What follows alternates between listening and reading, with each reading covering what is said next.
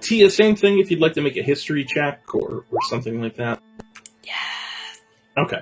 So I'll tap that to you here in a moment, but we'll wrap up the ceremony first. So the amendments are made to the papers. They're handed around to be signed. All of you take time to sign the papers. The king eventually receives all of the documents and looks them over. This entire process just takes so much longer than any of you would expect. And Vol, you're like, why are we doing this so fast? We need to slow the... After all of this, your father actually turns down to you, Vol, and says, since you are so eager to leave, Tetzinger, I'll be sending you to discover the fate of these missing elves. You'll leave by boat for Hercellen tomorrow. He turns his attention to the Bulletarian delegation, not waiting for your response. You, of course, are welcome to stay here at the castle until my son has returned with the missing envoys. He turns his attention then to the Dalish. I believe it best if you return to your respective homes to deliver the good news and make any...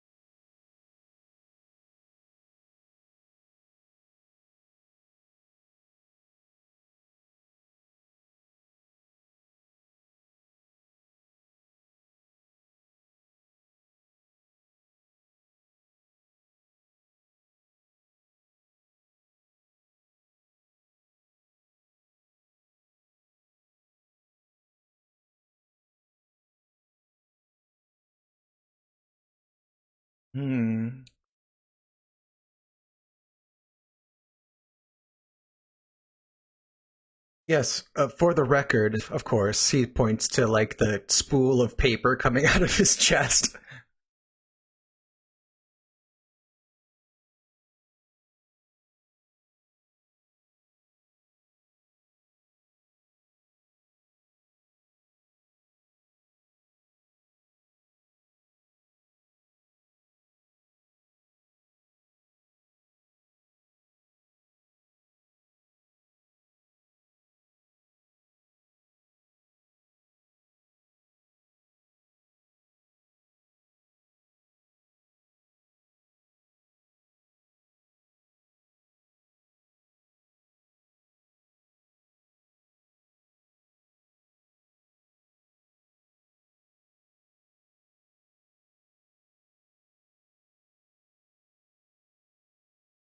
Tia, let's just not do it here, okay?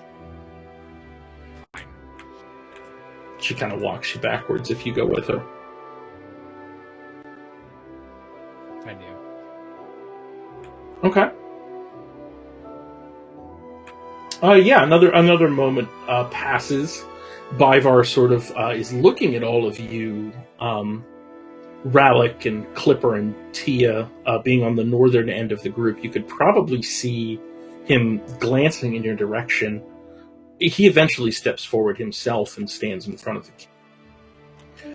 Your Majesty, if I may, I ask permission to accompany your son in this task. He has been brave, but if something has killed the other envoys, he shouldn't go alone. He's in a deep bow. He eventually lifts his head slightly to meet the king's gaze. Vol, after a moment, your father's gaze falls upon you again. He looks at you expectantly before saying, I will leave that up to my son to decide if he wishes to have any company on his task. But you are welcome to take whoever you would like. He'd look over at Bivar, not back to his father.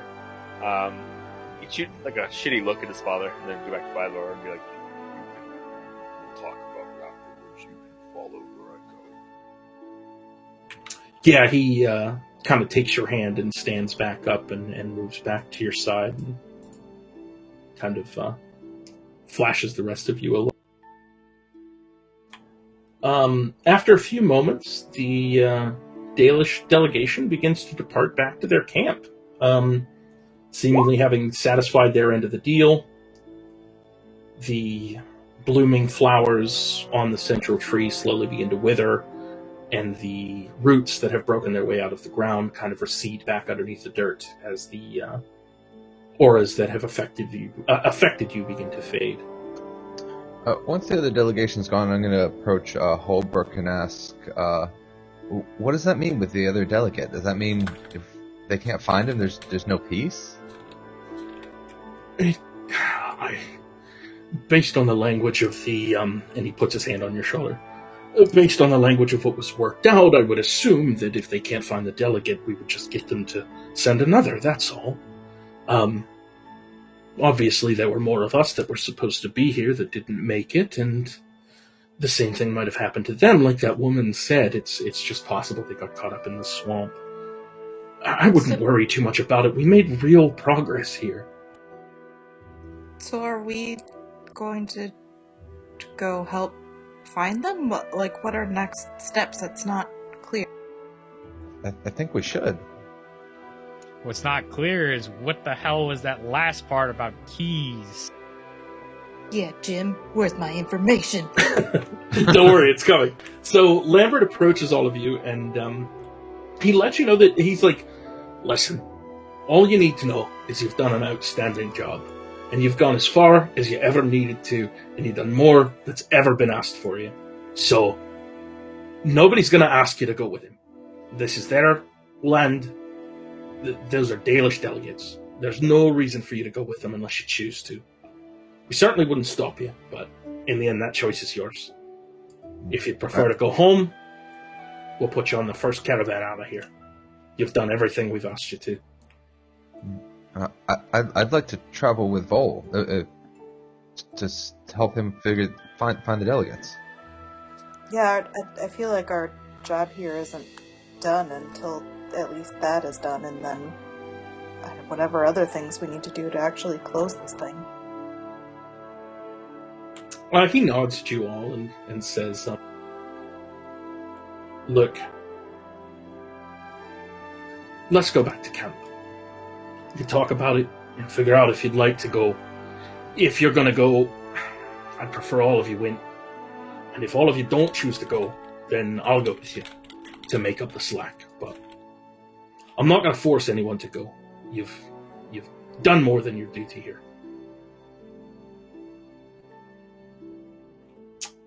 With that, your delegation would head back to their respective camp.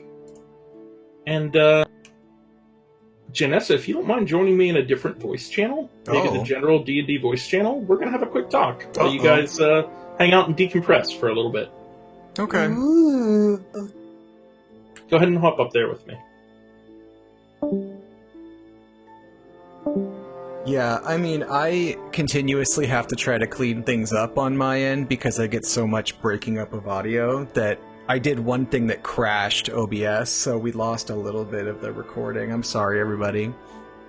But, yeah. You are forgiven.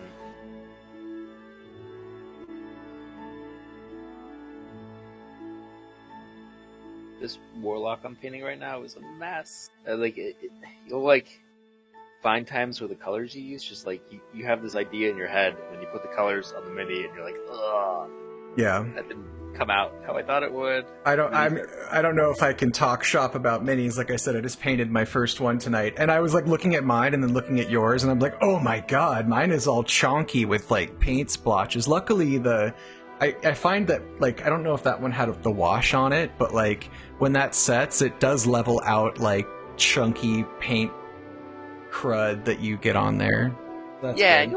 you'll find your rhythm. I'm really, really proud with I used my friend's airbrush to make these, so, and we just did the base color. I'm really happy with how it looks. No, I think they all look good. Yeah, you kind of find what you like, and then you just roll with it.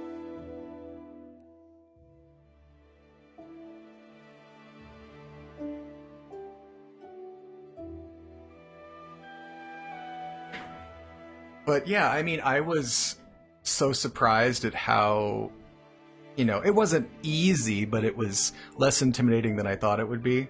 So I bought some paints, and some brushes, and I'll just kind of get at least all the sad blank, minis that I have painted up so that, it's a done deal. Yeah, they don't have to be fancy or anything. Yeah. All right, we are back. All of you are led off to your respective camps, unless there's anything else you'd like to do. Vol, would you like to do anything? I mean, you're here with your parents. I figure I'll give you a chance. Yeah, I mean, to play it up. I think he talked to his mother for a minute, and Word to your mother. yeah, I don't think he talked to his father yet, but he's kind of got like an FU aura about him. Oh, yeah, for sure. Yeah, you had the day off, and your dad just told you that you're going to do chores, so, that sucks. Yeah, exactly. So yeah, he's kind of like sulking away, not being very good with it. But he probably talked to his mom. Probably say something to the shitty brother too.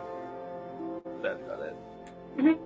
Yeah, the brother laughs at you. Your oldest brother, the big doofus who's going to inherit the throne, is so happy to see you. He gives you a big hug.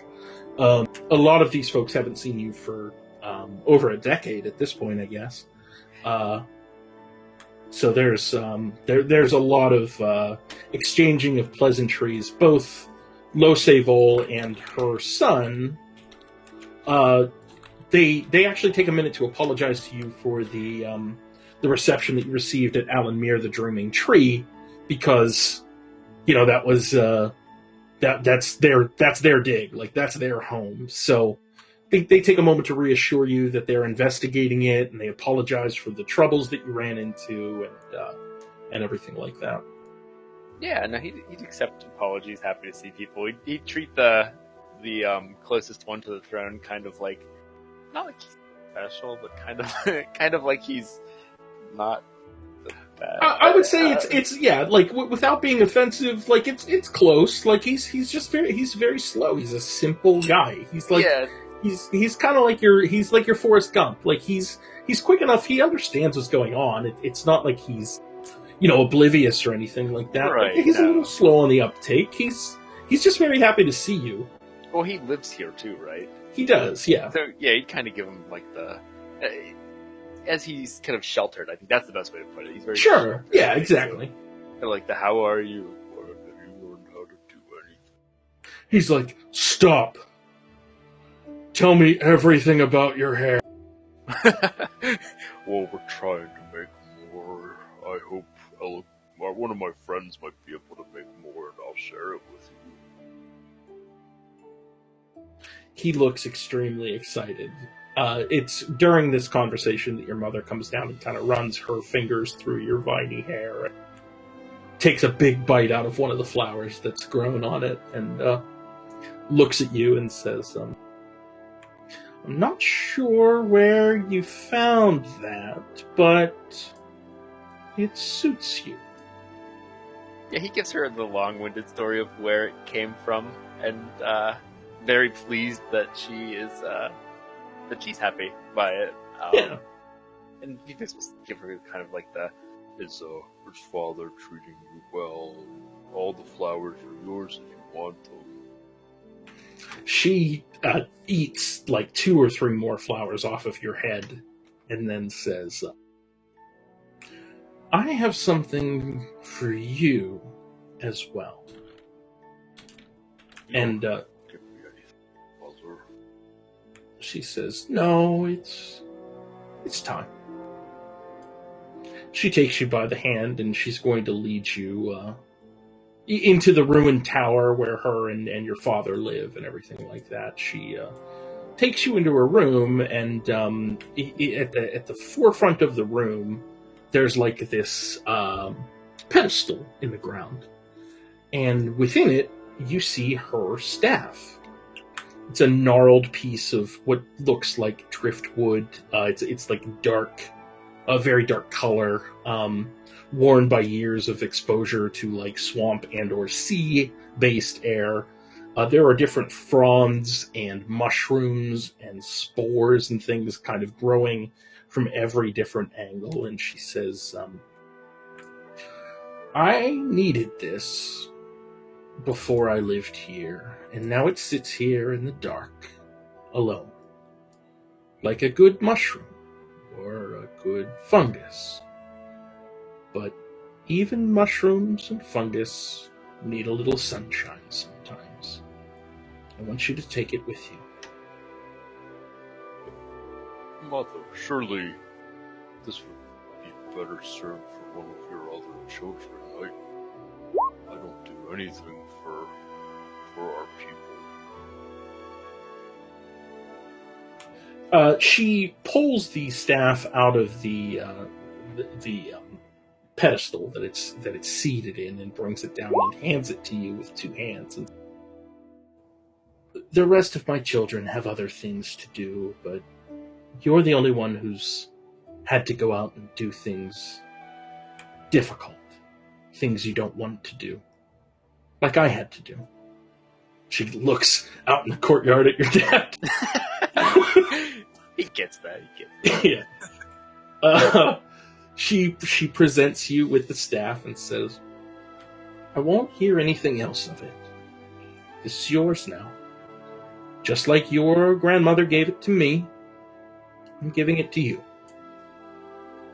I'll treat it well, Mother. This means the world to me. I can't thank you enough. She kisses your forehead and then she like puts her middle finger in her thumb and flicks you like real hard between the eyes. She's like, no, don't go getting hurt. I gave you my staff. You need to bring that and yourself back safely. Okay? I promise. My memory's not great, but I'll always remember where I put this. I won't lose it,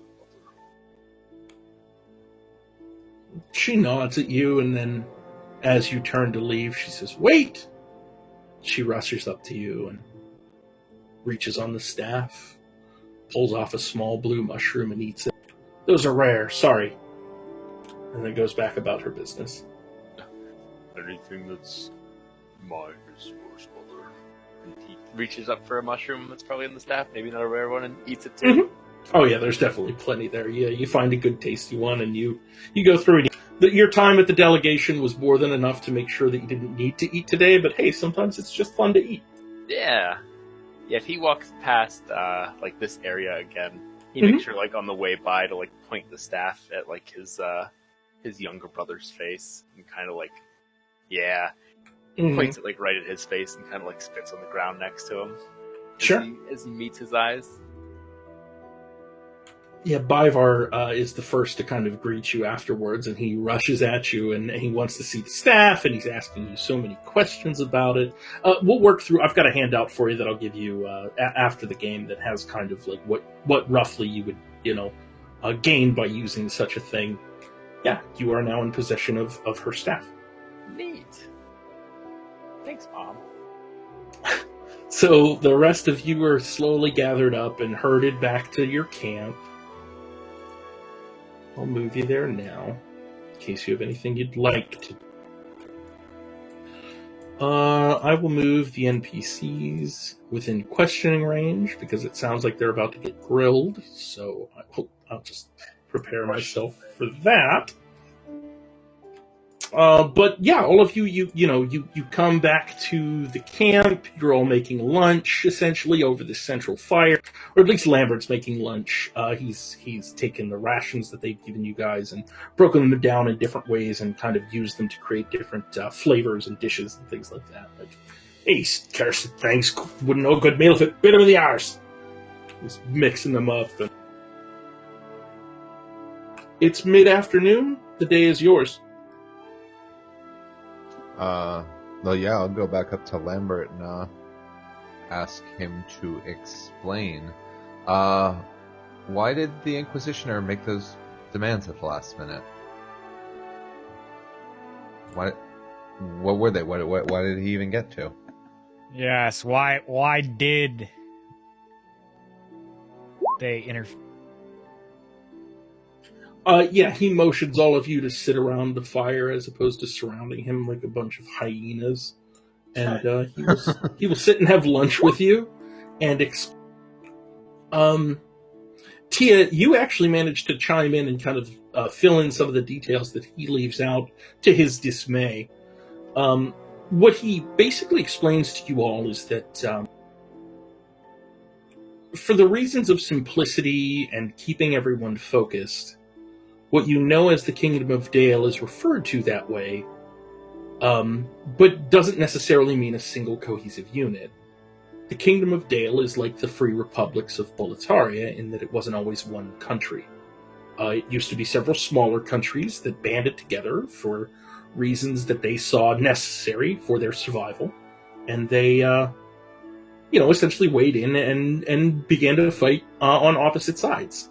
There are differences in philosophy that have led to this, religion that have led to this, geography that have led to this. But the general sense of what these keys are is that the mages that live in Dale are supremely powerful. The most powerful magic beings on the peninsula that you all live on, or the continent as best as you'd know it. These keys would essentially be a way to disarm the rest of Dale should the day ever come that you need to resume the war. Boletaria has found no way to penetrate this wall, the White Wall of Dale. They've sailed south, and their ships have sank into the sea. They've marched across the land, and their troops have died across the plains of Irawaki and in the swamps of Mirato. Whatever this White Wall of Dale is would need to be disabled in order for the war to ever really officially end. Mm. The smaller countries are the bulk of the fighting force, and them switching sides effectively cripples Dale's ability to fight back. So while it is a peace negotiation, they're essentially asking for the keys to the car as well.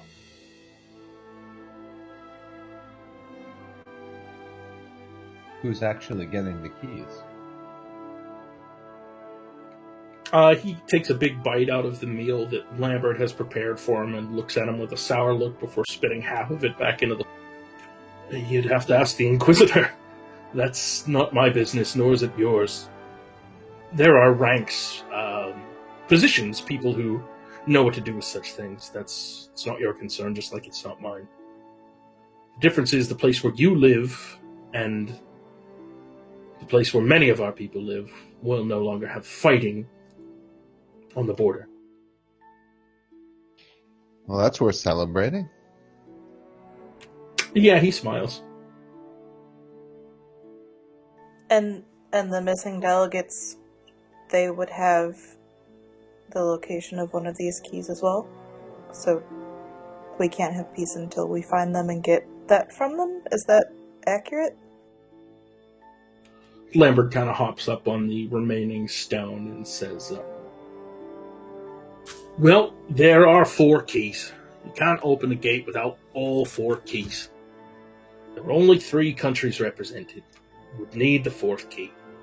Whatever happened to them, again, the swamp folk have offered to figure out what happened to the delegation and set another one up. So until then, me and Holberg and the rest of us are just going to wait. We won't leave without a full peace treaty. Right. And did they give us... I thought I saw a map. Did they give us a map for the location of 3 of the keys? Like, are they... Like, what kind of... Are they on this side of the wall or the other side of the wall? Lambert would answer you and say, well, the map went to the Inquisitor. The rest of us didn't get a good look at it. I mean, you know how that works. Right. That's their business, not ours. But In the packet of documents, there was something.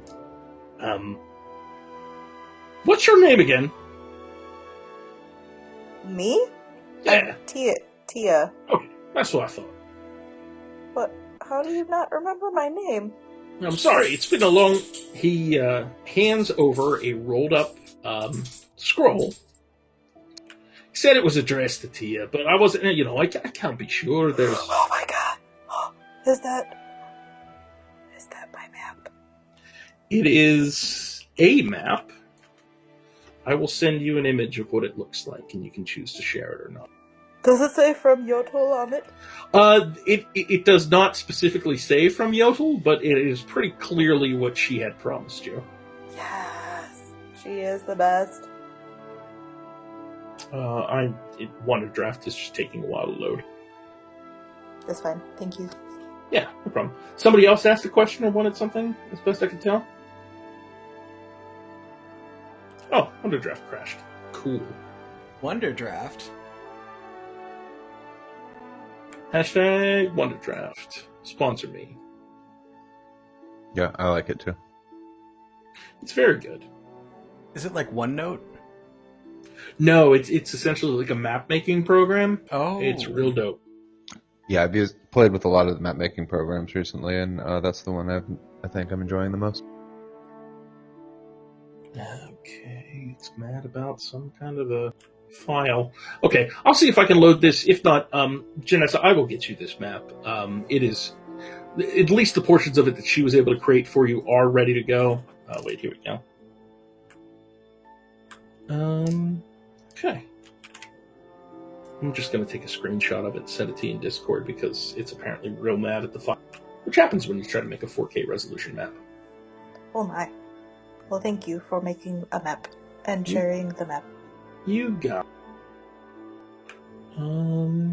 okay, did anybody else have any questions for anybody here?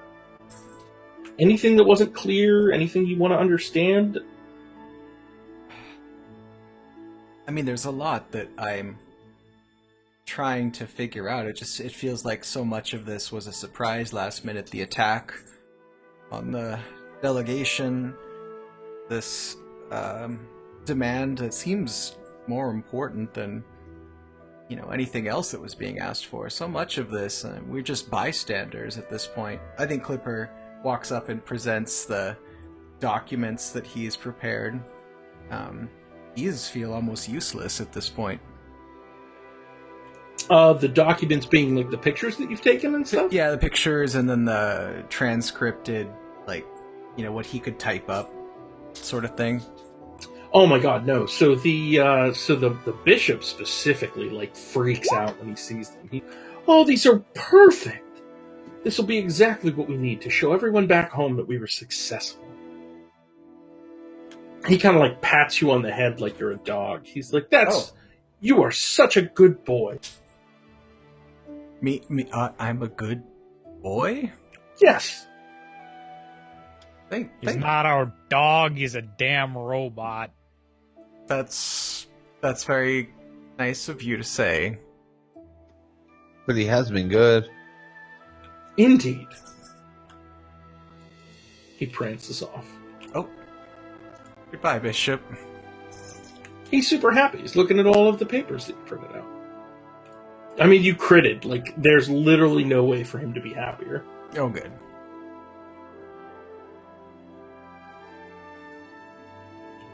Holberg, I guess, will speak up and say, some of you have expressed that you would like to accompany the king's son as he accompanied you. I certainly can't make any of you go, but... And he points his big stone maul at Rallick and Tia. The two of you have expressed it explicitly, and then points at Perry. I had said something on the way out. But yes, I think it would be the best thing to see things through. I'd like to go with Vol and Rallick and Tia if I can. He nods.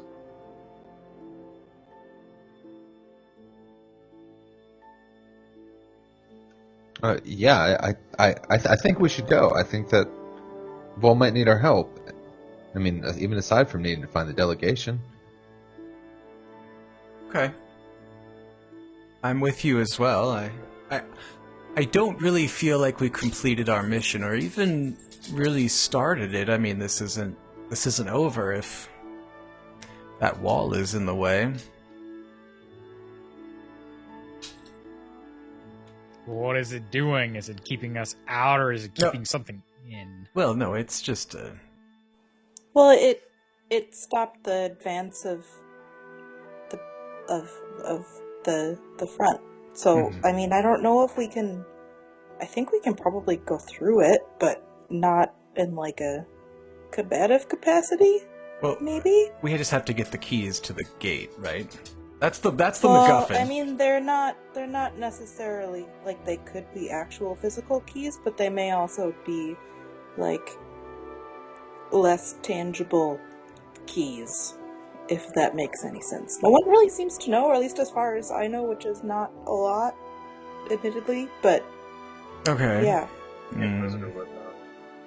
The keys were inside all of you all along. Yes, Oh. let us dismantle Clipper. Oh boy. Here's my guts. Sounds of a power drill. He already did that. He didn't find a key. Just that Unless creepy answer robot boy. is the key.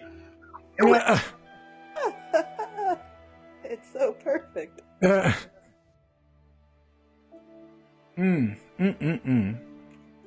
Okay. So, I mean, we still have orders. Anyway. So you do, but at this point, it's up to you guys to choose. Perry T and Rallick are going to go with Vol. I'll start with Clipper because you're here and you're a victim. Would you like to go with Vol, or would you like to stay at the camp with the rest of the delegation for the peace treaty to make its way back? I mean, I kind of have to be here for the peace treaty, but that's... I don't know, I want to go. I mean, what do my friends be up to shenanigans off without me? You are more than welcome to go. Mm, You've been given the freedom to go if you'd like to go. what do you all think I should do?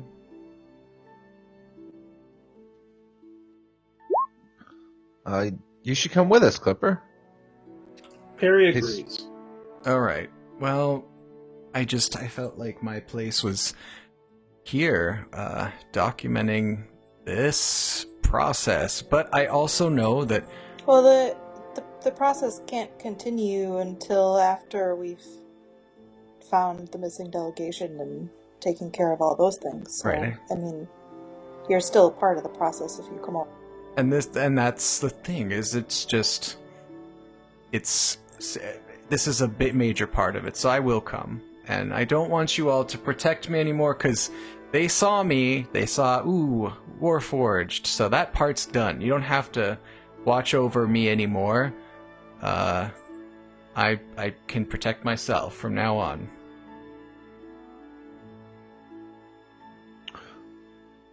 Well, I think we're all here to protect each other. That's why I think we should all go.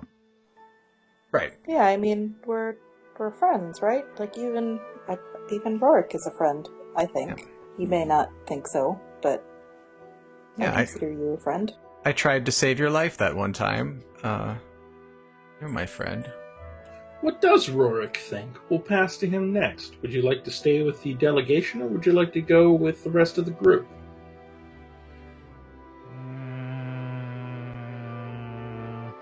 Where's the crazy lady? Which one? There are several. The crazy lady that has the Warforged. The crazy lady. The Inquisitor? Yes. Oh, well, she didn't join you. She's not here. Holberg would explain again that they do what they choose to. They are the highest form of authorization that exists. They do what they want when they want to do it for the good of us and everyone in the Free Republics. They're not talkative, if that's what you're trying to No, hint at. I just don't trust her. You and me both.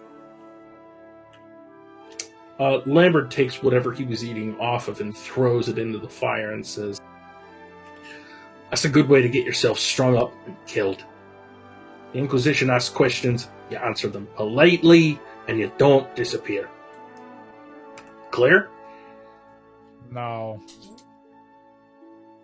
Well, it was good knowing you. And he turns and hops off the stump and Okay. heads off towards the bishop.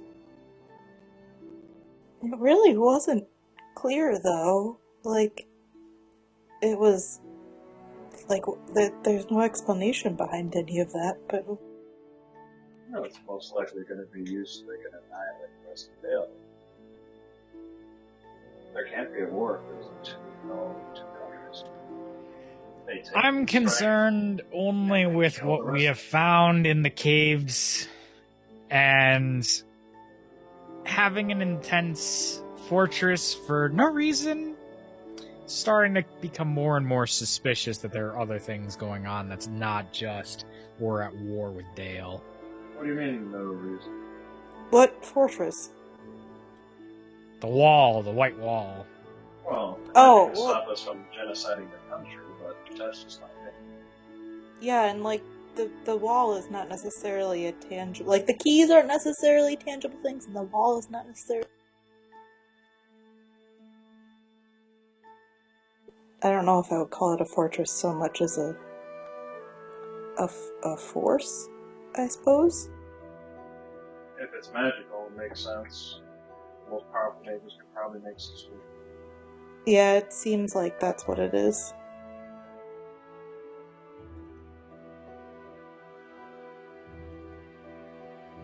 Holberg is eating and listening to all of you talk and say, "There are going to be details that you are not privy to because most of you have spent less than 3 years inside of the military. I understand that you're here and you're helping us negotiate for peace, but rank and roll still have a purpose. I know this kind of thing is frustrating. You want answers, but when they're outside of your pay grade, sometimes you just don't get them. I can't give you every answer. I don't have every answer. Even my information is limited. As hard to believe as that might be. Here's the information I care about. When that piece of paper gets the signatures on it from the representatives of Durgalad, the people along the border stop smashing each other's heads in and burning each other's homes down. I hope that's enough." We'll see. Sounds good enough for me, at least for now. Good enough to finish this. He shrugs and returns to his meal.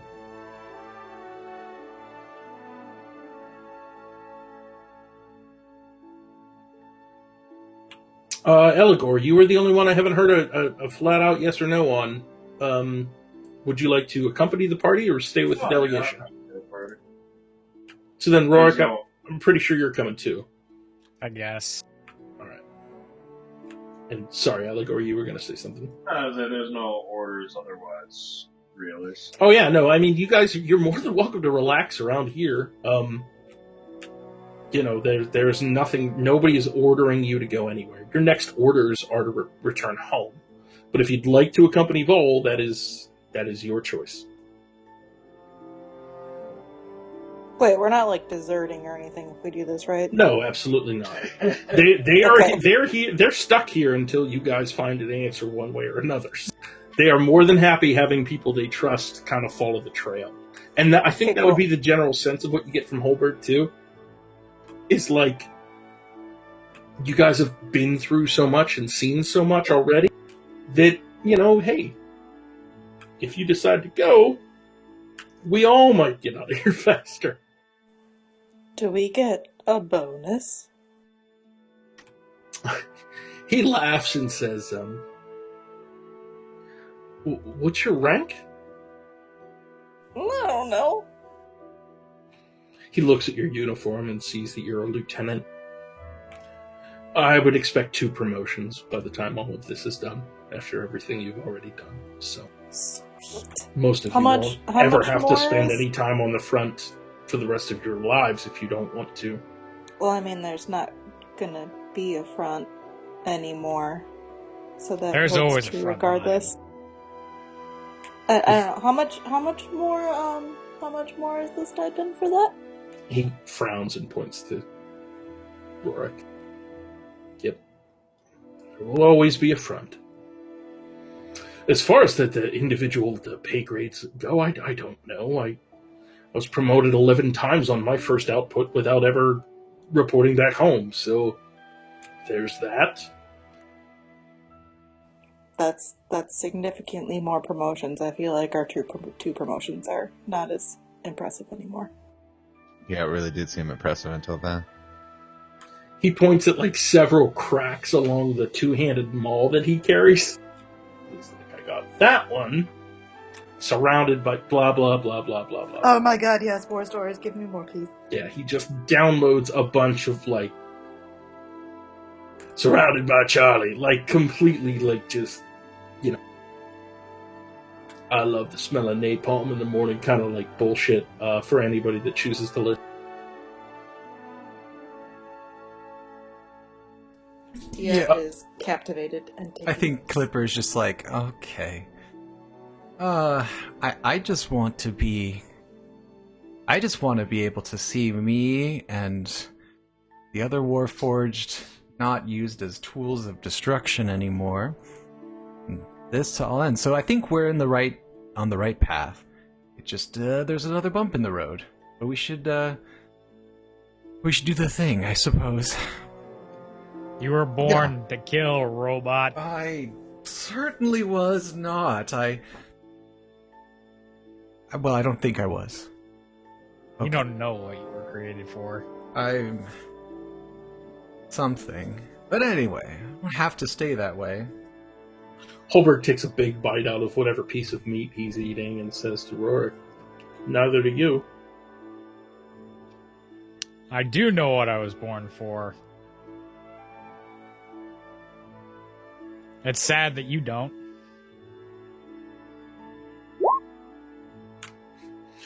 He sighs. It's sad that you think you do. He'll finish his meal and return to his tent. Yeah, Relicals, since we've all agreed to go, say, I'll go tell Vol the good news. And as long as no superior stops me, I'm gonna go off and try to find Vol. Wait, we could try the frog thing again. How about we see which can find him first? Oh yes, okay, let's do it. Perry I just rushes send over out- to the water I side. send out Brand and just have him find them. Yeah, you would have to write a note or something. Brand can't communicate with Vol, but Right. I write a note. sure. Pass So it. while you're writing a note and everybody else is doing what they're doing, Perry rushes over to the water, pulls some poor frog out of the mud, and just yells at it for a little while. The rest of you, okay, so I know what Rorik is doing. Is anybody else doing anything to try to get the message to Vol here? Relic's gonna I'll- actually go and try to find him like the old-fashioned way by like walking to where I think he is. Gotcha. All right, so Ralik heads off. I'll take my wind-up frog and wind it up, and then just like stare at it, realizing that I haven't worked out the talking part yet, and be sad, Mhm. and just kind of nudge it. Sure. Give me a dexterity saving throw when you put the frog on the ground.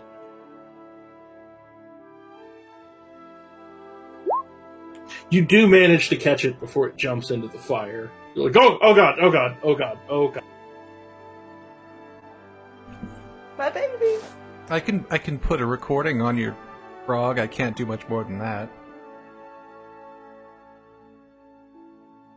But then I still, dang it, I still have to work out the, like, teaching it how to find stuff thing. I don't know, we'll figure it out. And then she just, like, starts tinkering off in the corner.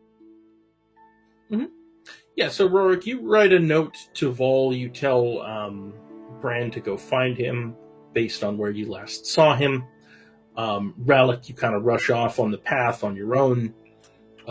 Everybody else is kind of just hanging out, doing their own thing. Rallic, you run to the location behind the inn where you had gone to this morning, and the vines are there, and there doesn't appear to be a way past them. We'll spend a while poking around at them. And is there anyone? Are there any people around? Oh, there's a bunch of people around. It's the market on any day of the week, so...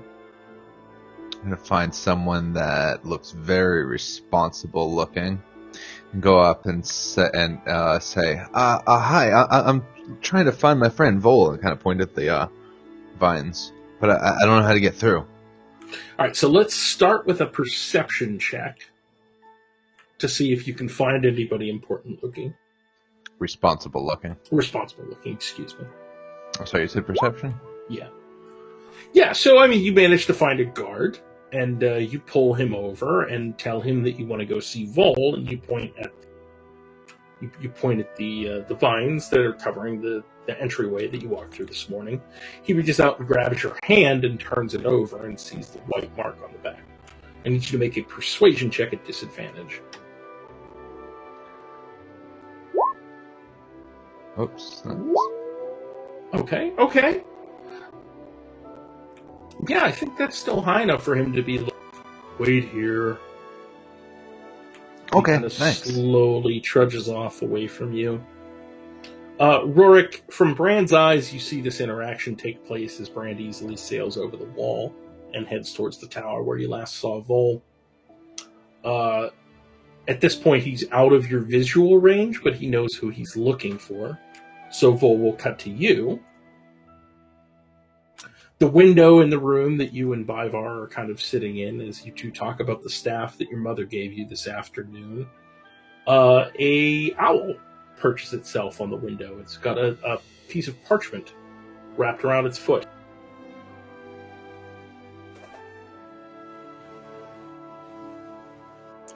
Do I notice it? I guess I'd see it. Yeah, you would see it. It's clearly within your visual range. Yeah, I'd walk over to it and I guess take the note.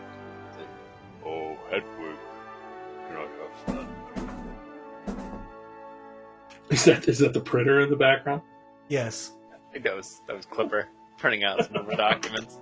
So yeah, you unravel the note. I will let Rurik read to you what the note says. Dear Vol, we're helping you. You're welcome. P.S. I still hate you. Oh, this must be from the one with the daddy complex. Does that mean they're coming by Var?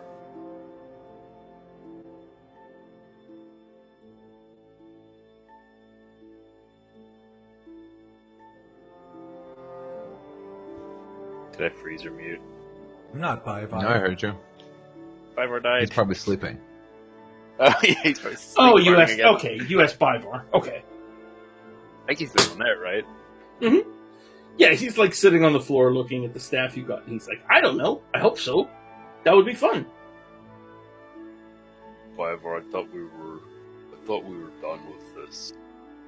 What if we just go back to the swamp? Do we need to do this? Well, your dad is the king. If I disobey him, I'm probably going to get my head cut off. If you disobey him, he's probably just going to ignore it. Well, I don't wish that for you. Maybe we can at least talk to him and try to get something out of it. My brother was there, the one who took my eye. Maybe we can convince him to turn him over to us or to deal with him. Dear Dad, I did the thing you asked. Let me kill my brother? Is that your plan? I don't think we should kill him. I don't wish to return him to the nature just yet, but maybe to let him come with us. Maybe if he isn't around his toxic friends, his clans that wish for nothing but power, he can change. I mean, at least imprison him. I mean, they let him walk around like he did nothing.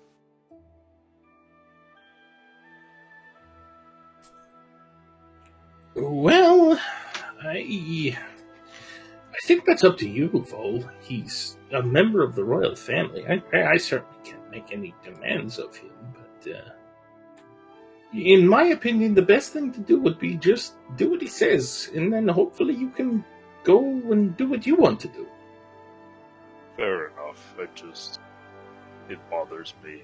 I mean, you were there when he made the joke about my eye when we first met him, and then my brother stands up there smirking while Father stands there and tells us do this, do that. It's just not fair. If your father trusted him, he would send him. I think it means your father trusts you. I see your point. You might be right, Byvar. I think just seeing him's made me angry. Maybe I'm not thinking right. I never met my father. I hope you take a moment to enjoy the fact that you have one. Oh, we can share mine. He has tons of kids. I'm sure he would be your father too. No, I mean, I'd be honored, but he seems like a dick. I mean, yeah, he is. He laughs. Paul laughs too. I think he's been thinking it like the entire time that they've been here, and now that somebody else has said it, he's just like, oh, I know, right? Yeah, been waiting for that, like, opening of the Yeah. floodgates. Okay. Yeah, so we'll fade from there. Rallic, after a while, you eventually get told by these Toro guards that, hey, not everybody gets up to see the royal family. We appreciate it, but you need to go back to camp. The problem is it took 3.5 hours to get that message. Like, you've patiently waited to hear that. Oh.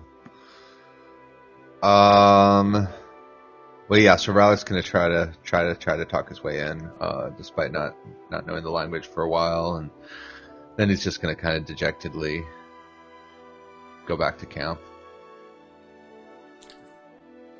Yep, those of you in camp eventually see Rallic return, kind of head sunk in his shoulders, kind of kicking the dirt as he goes.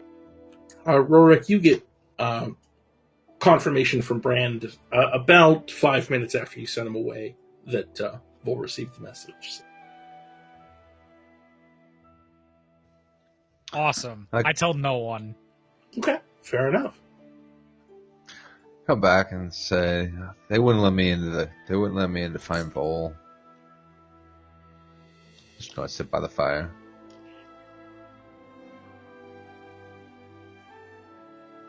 Answer climbs up next to you. Oh my.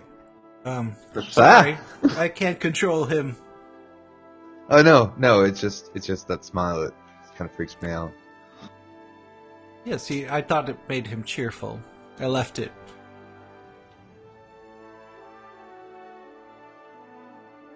Yeah, I'll work on that. So, I think... I couldn't find Vol, so I don't know. We'll just keep an eye out for him when he leaves the castle. Perry, did your frog find him? Perry's standing on the shoreline. I'm waiting for a response. I'm They sure probably I got wouldn't. the spell right. They probably wouldn't let the frog in either. I could send another one. Probably should. Perry darts off behind a hut. You hear the sounds of distressed croaking. Oh no. I don't know. I want to wait for Vol to be present, but at the same time, we have a goal again, and it's kind of nice. I'm thinking maybe we should see if we can, I don't know, convince maybe we can try to speak to someone that works with his family to get things to speed up, get his moment to finish. I tried. I couldn't even get near him.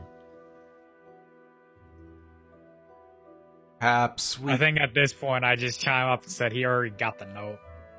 Hmm. With that, What you're all note? now in the understanding that Rorik delivered a note to Vol explaining your intention to go with him.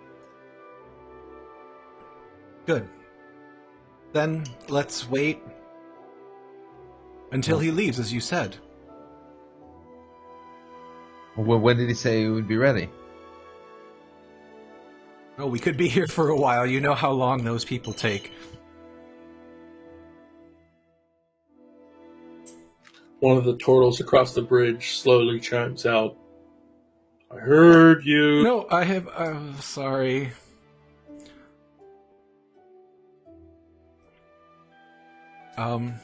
You're right, though. I would be too much to hope for him to catch up to us, I assume, so...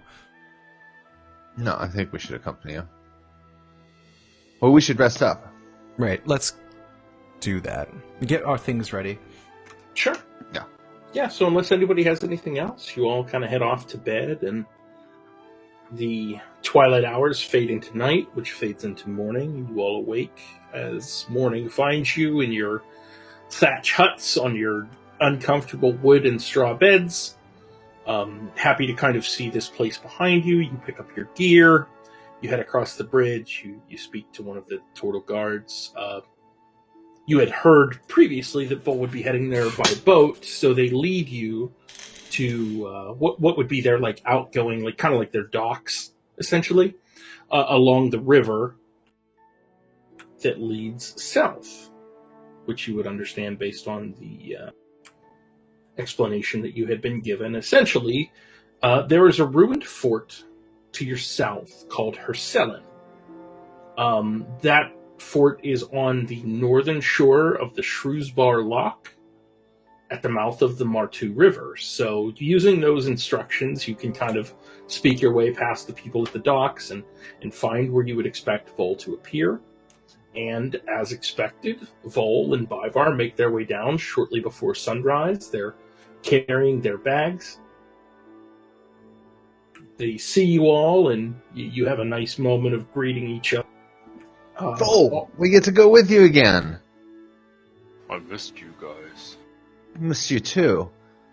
I'm glad we're not parting ways. Yeah, everyone's so excited that we get to travel together again. I'm glad I didn't want to have to say goodbye again.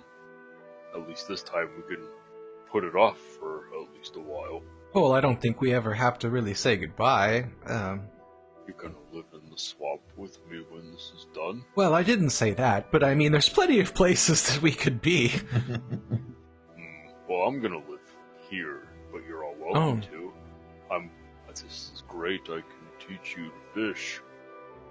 Well, I don't know how long I'm going to live, but I suppose I could spend some time doing that. I'm pretty good at fishing. I could get to like it here. We never did Just a get little. to fish back in your town. We're still due a time out. Yeah, things got too busy then. Now that things are a little calmer, we can take some more time. I just know some great fishing spots back home. We could become entrepreneurs, but that we're getting off track here. Yes. We have a mission to accomplish. Yeah. Right. And I'm glad you came. I wasn't sure how me and Bivar would do it alone, but sounds like we need to find insert description here. Well, no, yeah, you're right about the current objective waypoint that we have to go towards. Right, yeah. Follow the quest marker. Perry is very happy to see you, Vol. He explains that he knew the frog would find you. He just didn't expect it to take so long. There was a frog that found me. Did it tell you that? Well, no, I did the spell that you taught me, and I did it twice. So I would assume both frogs found you. We found you, so... There was an owl that found me, but it was Rorik's. Your frogs did... I think you're doing it wrong.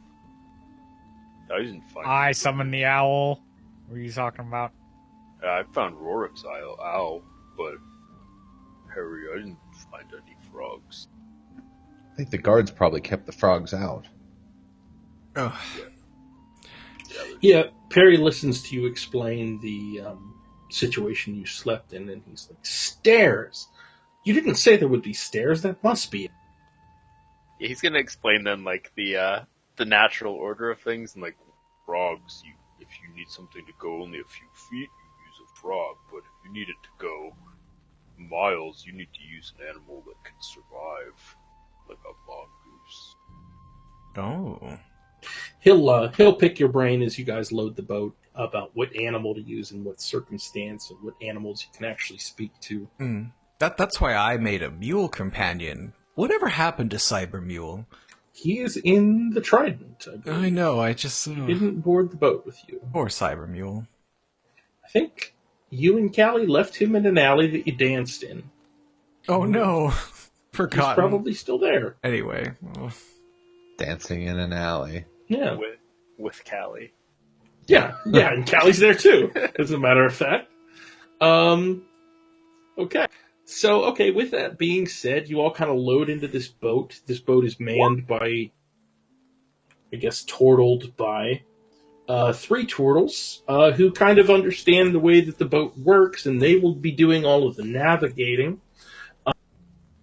They explain to you, Vol, the fact that you speak Aquan, and you guys don't have those berries that you've used, and you don't have the tongue spells from the tree. So they're pretty much exclusively communicating with you at this point. The journey should take just under 2 days. If we set sail tonight, this morning, we should arrive before tomorrow night. So they're in a pretty quick rush to kind of get you guys completely loaded in.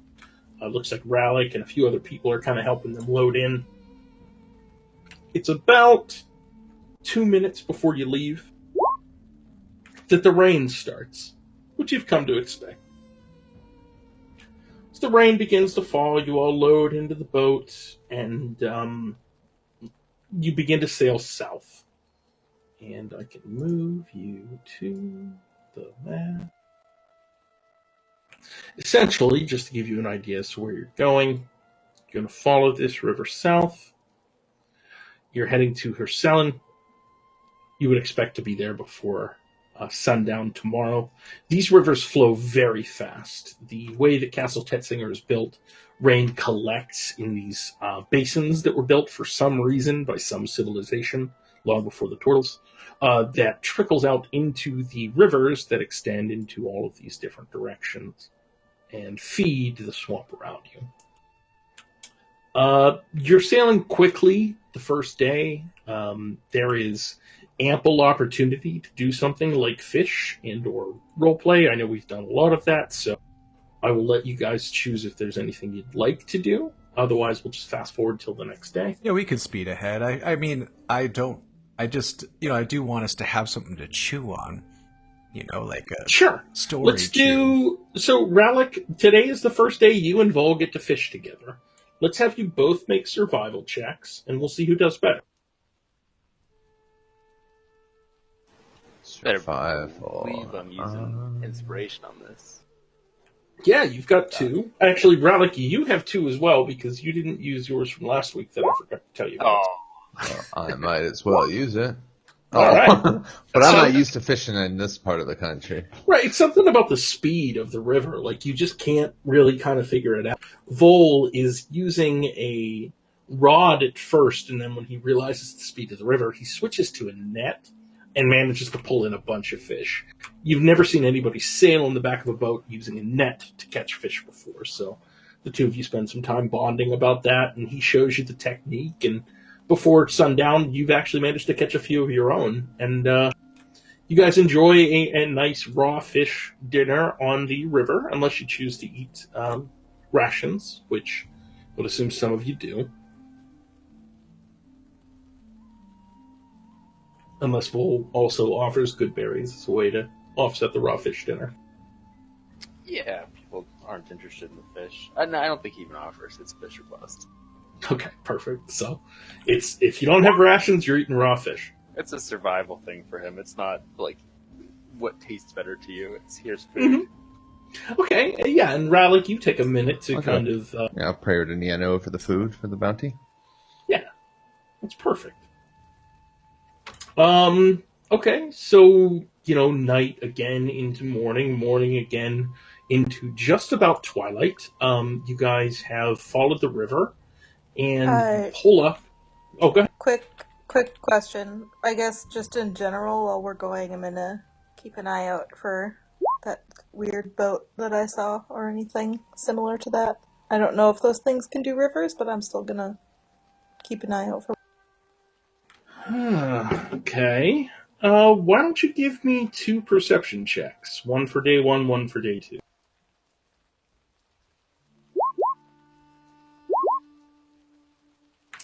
The river's moving very quickly. You barely get a good grip on the horizon behind you before it disappears. It's very windy. It carries you around. It's actually, for those of you riding the boat, and kind of paying attention, it's sort of fun. You're moving that fast. It's sort of thrilling. Ooh, like a fan boat. Right. Like hobbits and barrels. Exactly. Wind in your hair, just kind of really enjoying yourselves. Yeah, you don't spot anything out of the ordinary. However, as the sun begins to set and you're sort of resigning yourself to another full day sitting in this boat getting rained on, the turtle at the front of the boat says, "We're here." Oh. The boat kind of comes to a stop along one of the smaller tributaries off of the main path of the river itself, though you've been puking off the side all day. But yeah, the turtles that are here to manage the boat, they jump off, they tie the boat on, and you see in the distance this tower. Though you've never been here, but you've heard of the Tower of Hercelen, part of the ruins that exist in Marazzo that were long abandoned. From time to time, people might stop here to rest, but it's not regularly manned. It's not on the border, so there's really no reason to. It is about this time, though, when you guys pull up, that the rain becomes pouring down especially. The turtles on the boat kind of set up their 3-man canopy, and they're sitting on the boat, and they look at you expectantly and say, "Good luck."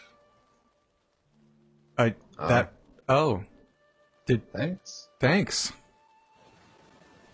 Oh, we're here. Oh, We will you guys be waiting for us to finish? Take it back.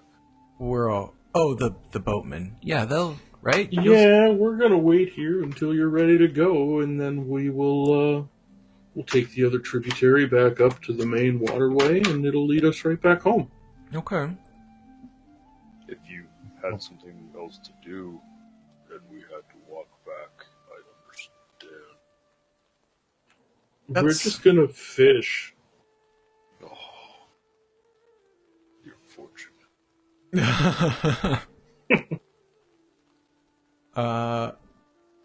Okay, well, let's look around and do kind of a sweep around the outside of this structure. Sure.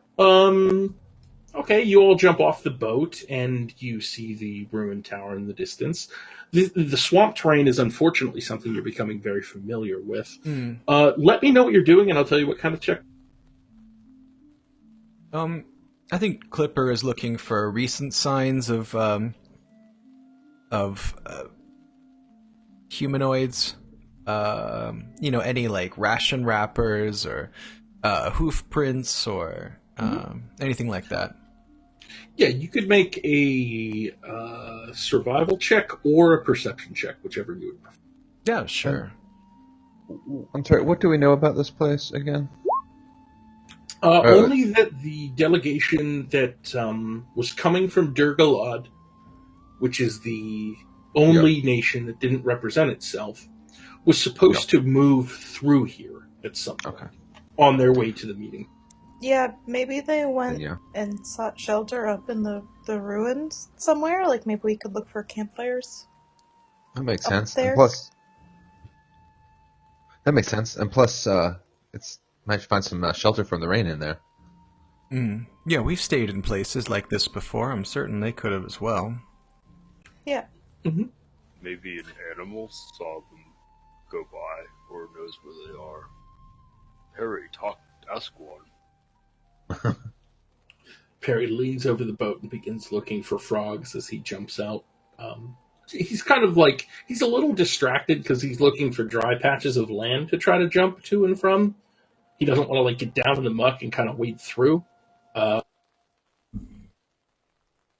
The 20 that Clipper rolled, you can pretty clearly tell that like this area is well traveled through, but people don't seem to stop for a amount of time. You know what I mean? Like it's not like there's nobody that lives here. Right. The tower itself is pretty devoid of any light or signs of camping or people that might live here. But does it look like they're mostly taking the waterway, or are there roads around this area?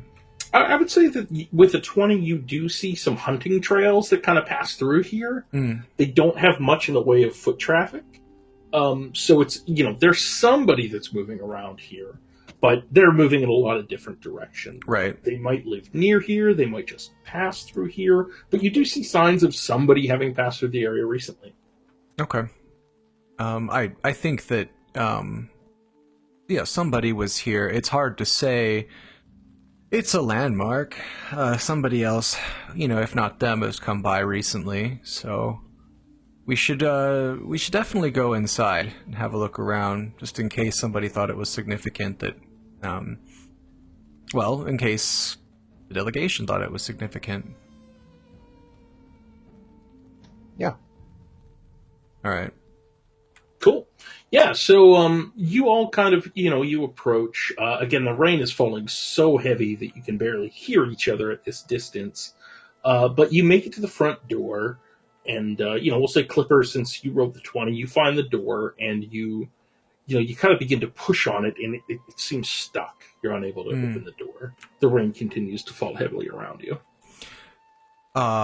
It's not locked, though, right? There doesn't appear to be a mechanism that you can see that it would be locked by. You've got a big wooden door.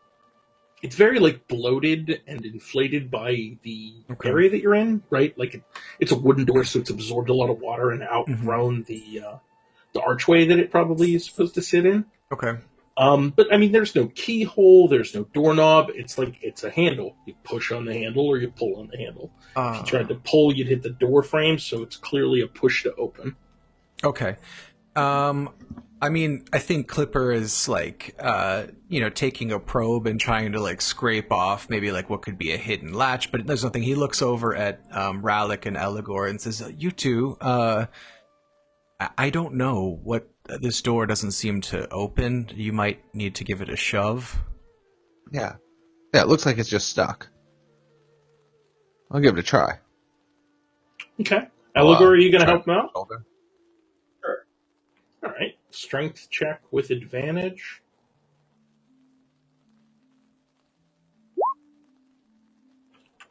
Rallick, you kind of lower down. Eligor, you kind of lower down. You both hit the door at the same time with a thunderous thud.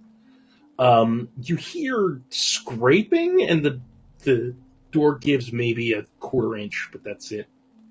Does it feel jammed? I think so. I think I felt it scraping against the side there. It moved a little. Maybe if we all try. How big is this door? It is roughly, I'll say 4 feet across, maybe 6.5 feet high. No, never mind then. Yeah, I'll try to help. Yeah, Okay. Sure. Like assist. I'm not strong. Okay. But I will help. Then we'll say both Rallick and Eligor can make strength checks with advantage because you're all going to kind of line up and bash into this thing at the same time. Though if you fail, it's going to be hilarious.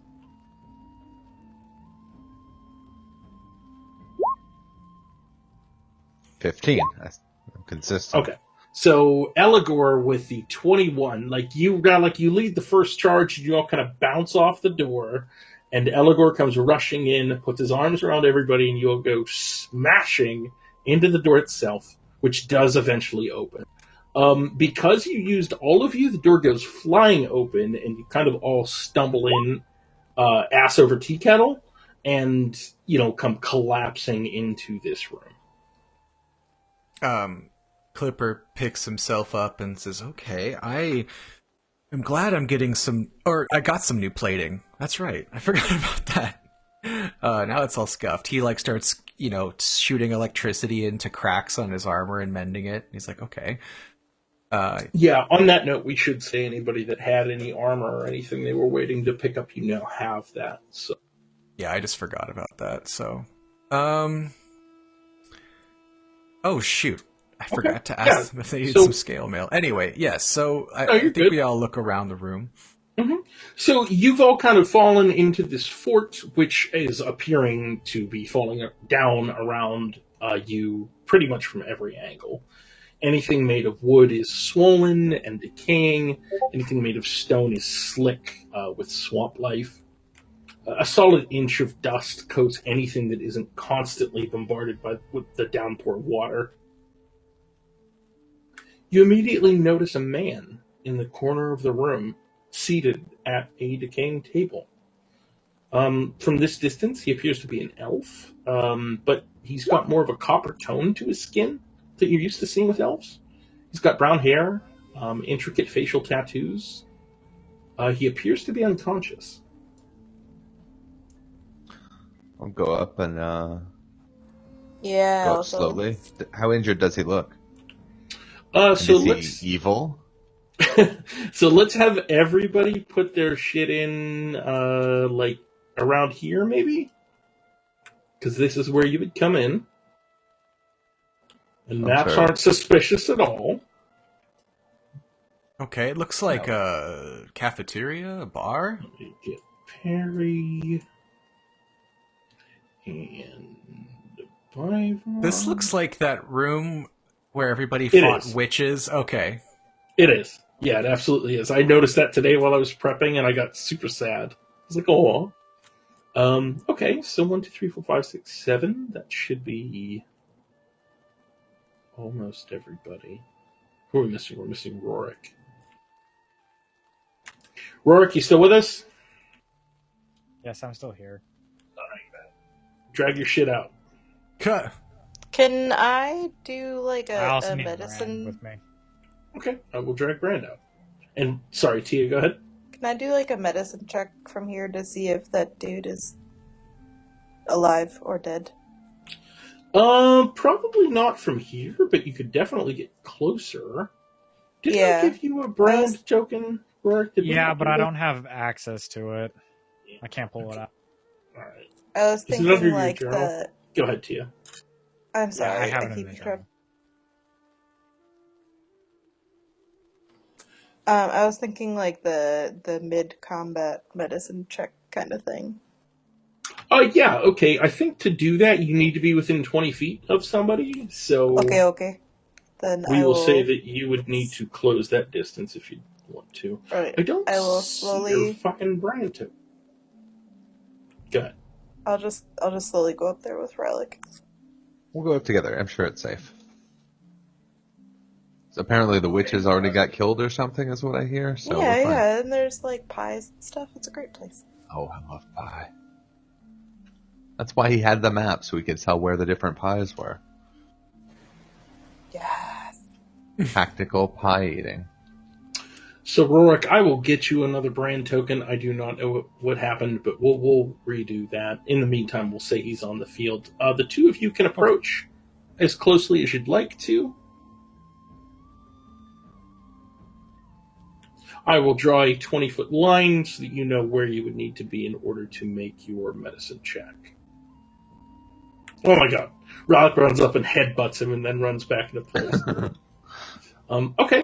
So yeah, Perry's gonna kind of follow you up. Same with Bivar. I assume cowards. The divine sense finds nothing.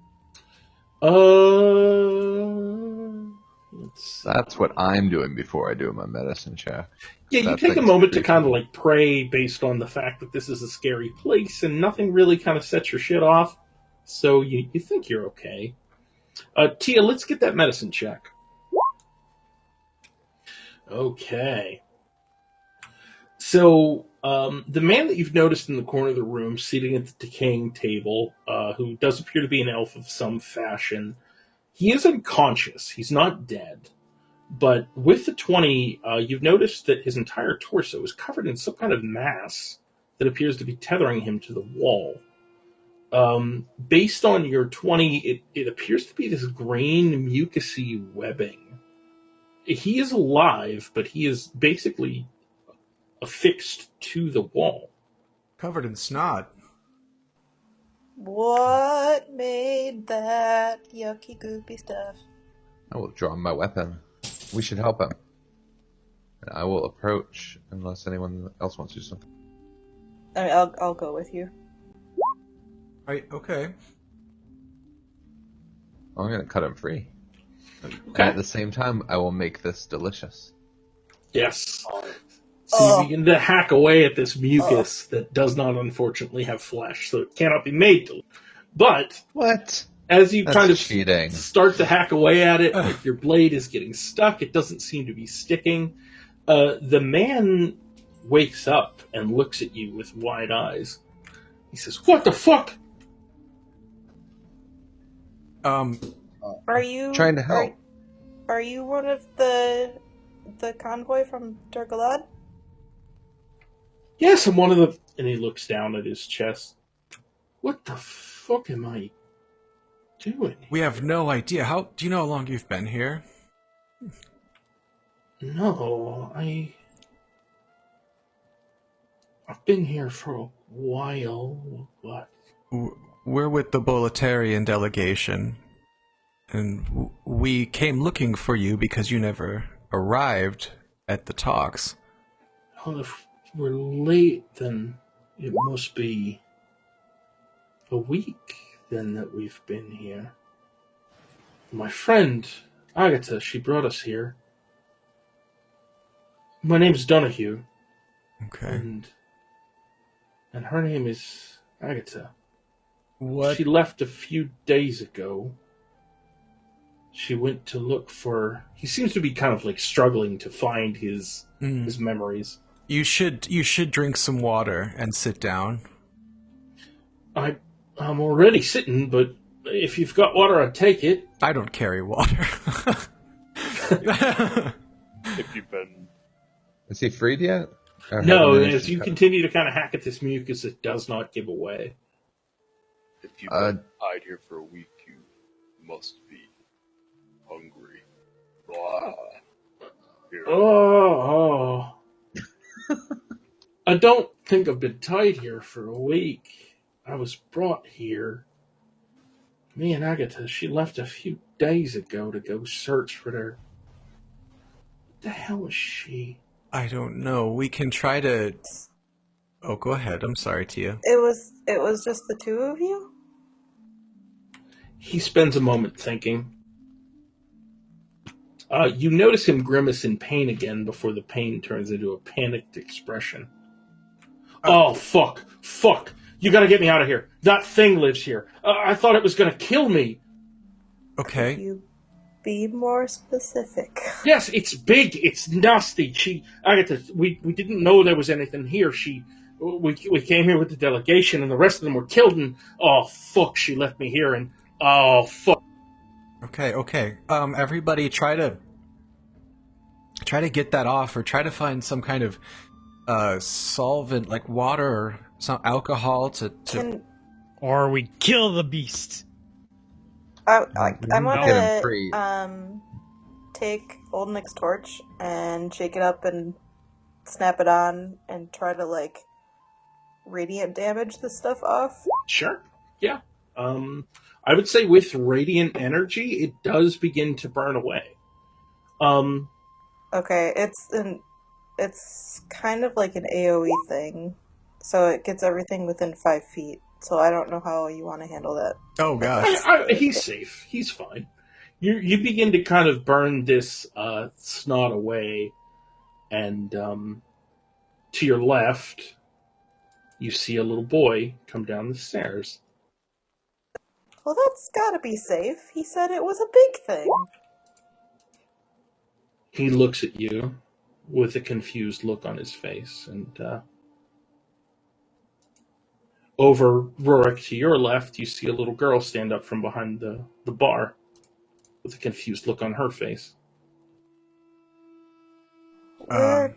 What? I'm gonna draw my swords. Do they look similar? They look reasonably similar. Rorik, you draw your sword, and the little girl kind of like reaches her hands up to you, like, "Oh no, please don't!" And then her hands begin to like bubble and extend and change. Okay. And so do the little boys. Okay. I need everybody to roll I initiative. need you to. Oh no! All right, here we go. Forever and ever. So it is 5 minutes to 12. If anybody Hey. has to go, we can call it. I just want to throw it out there. I think we're good. Okay. I'm going to change the music. You guys all roll initiative. I will roll initiative for D's. And we will go from there. Okay. It uses. So my little boy uses my initiative count and acts after me. That's perfect. I would prefer that than having it have its own initiative anyway. So that's. Oh, do we have relics? 8 temp hit points? You absolutely would. Oh, they disappeared. Oh no. Yeah, so they kind of both meld behind the counter and reappear much larger than before, and they look significantly different. These two hulking masses, these lizard/frog-looking folk, appear in the places that the children used to be, almost like these things are shapeshifters or something like that. So we're gonna Never trust roll. children. We're gonna roll some initiative. I legitimately thought that said a green salad, and I was so confused. Well, now it is a green salad. All right, so let me check the initiative counter here. I've had some issues with the width of this recently. That's what she said. Hey. Okay, so that should have been Rorik, I think. Hold on, let me start at the top. These two awful, horrible beasts take a look at you and kind of let out a guttural growl in your direction. What would you like to do? I'm gonna aim for his eyes with my bird, and then I'm Alright. gonna jump in and stab him. Yeah, we'll say that the bird has given you advantage on your first. With a 14, you stab at this thing, but it bounces off of its rubbery hide.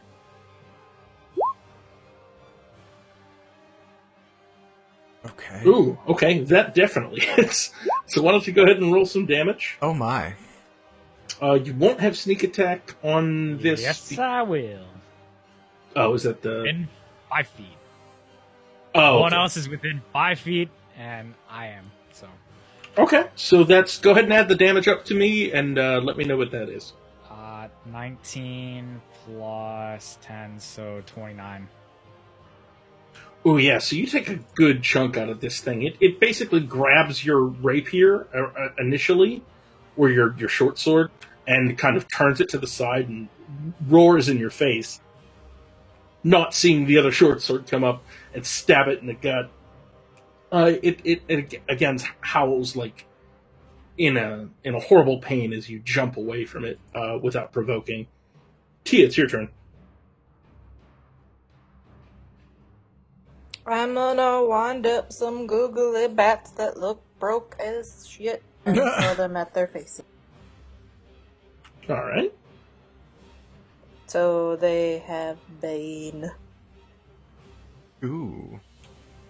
Let me get And that. I then- also got to roll for Byvar and parry because I didn't do that. Then I'm gonna move behind Ralik and I guess try to pull this guy out, which I don't think actually does anything because I already took my action. But I'm gonna just, Yeah, I mean, you can pull on his arm or whatever. Bane is what kind of save? Oh, Charisma? I'm sorry.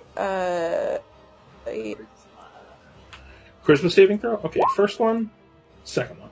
Okay, so the one underneath is baned. We'll give him an image. So he is baned. Anything else you'd like to do, Tia, on your turn? Nope, that's it. Rallic, it is your turn. The man in front of you is still adhered to the wall. There are two giant frog-like monsters that have appeared in this room. What would you like to do?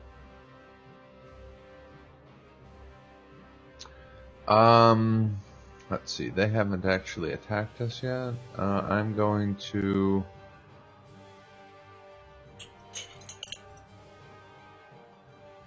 I'm going to cast Shield of Faith on myself. Okay. And I think I'll just advance, step forward, and hold an attack if it comes at me. Sounds good. Eligor, we are going to assume that your weapons are turned on, but you are not yet transformed, so let me know what you would like to do this turn. Is something up with the turn? If you're talking about the fact that it doesn't appear wide enough, like you can't see the decimals, is that what you're seeing? No. What did Relic roll? Rallic rolled a 19, you rolled an 18. Relic, I see 8 point. What? I think you're looking at a different initiative. Yeah. Relic's at an 8.12. Tia's got a 9.16. Okay. That's what I was confused. I'm like, hold up. I have thought people like We rated have up old their turns. actions. We have old turns in there.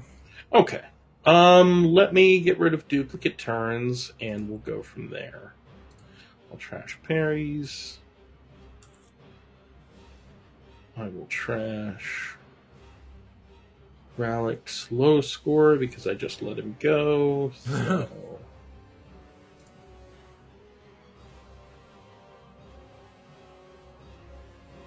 Vol, what did you roll? Like a 4. 14. And Eligor, you rolled an 18, I'm assuming, or did you roll a 14? 18. Alright, I'll get rid of 14.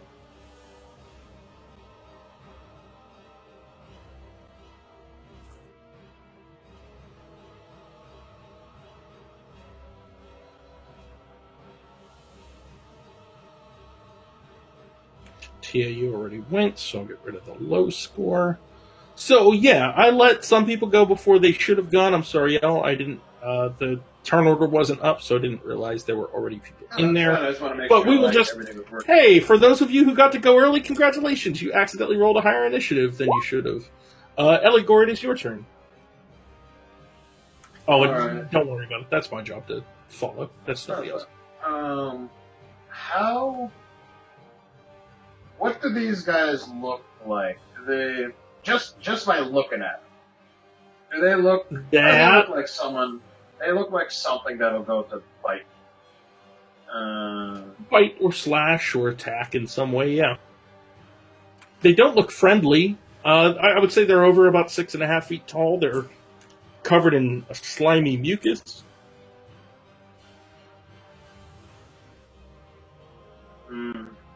Gotcha. Yeah. Transform. Okay. This is what That's we get for messing with frogs. That's a bonus action, right? Yes. And then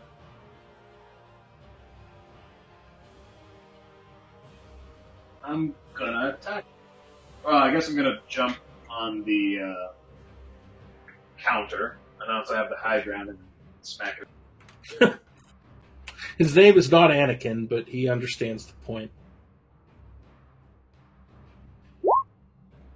25 will definitely hit.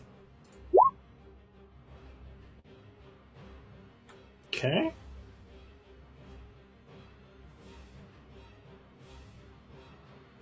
The slashing damage definitely takes hold, but you notice that the lightning damage does not. Ruh-roh. Okay. If I notice that, I'll like yell to the others, don't use lightning damage or anything that should. Yeah, the second attack definitely hits as well, so you're good there. second time. Oh, you did a face bite or whatever, right? Yeah, no, I used the bonus action, so I can't use it. Oh, okay. Got it. Yeah, I'll add the hit points back then. And I only have the 10 slashing and 2 lightning. Yep, I'm going to re-add his hit points right now, and we will move on. Now, Rorik, I think you already went, so I've probably got you on here twice as well, so we'll drop you. And then the green salad gets to go. Green salad. Green salad is going to move down. Green salad is going to cast a cone that will hit Rorik, Eligor, and Perry with... Can I do that from this menu? Will you let me do that? And the boy, right? Yes, I guess technically it would hit the boy as well. So Eligor, Rorik, and Perry, and the boy need to make wisdom saving throws. Hmm.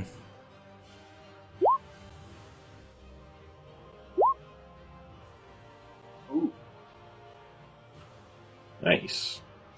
Let me figure out Perry's. I can't get Perry's shit to open here. So Perry does not make it. So Perry, I believe, is the only one who is affected by fear. Basically, while frightened, the creature must take the dash action and move away from you, safest available route, etc., etc. So Perry's the only one who is feared, so the rest of you are just fine. That is the green salad's turn. Can I ask, what did the salad do to cast that spell? Sure. Yeah. So it basically repositioned itself. It took a large, deep breath into its gullet, and then let out a horrible, piercing wail that all of you heard, but only some of you were affected by. Okay. Yeah. Thank you. Son. Yeah. No, I'm happy to do it. Bivar is going to bonus action cast Shillelagh, and then action cast Thorn Whip at the salad to the south. 13 doesn't do it, but he's got his Shillelagh up. Perry, hopefully I can figure out where the fuck Perry's spell sheet is. If I can, I gotta reload.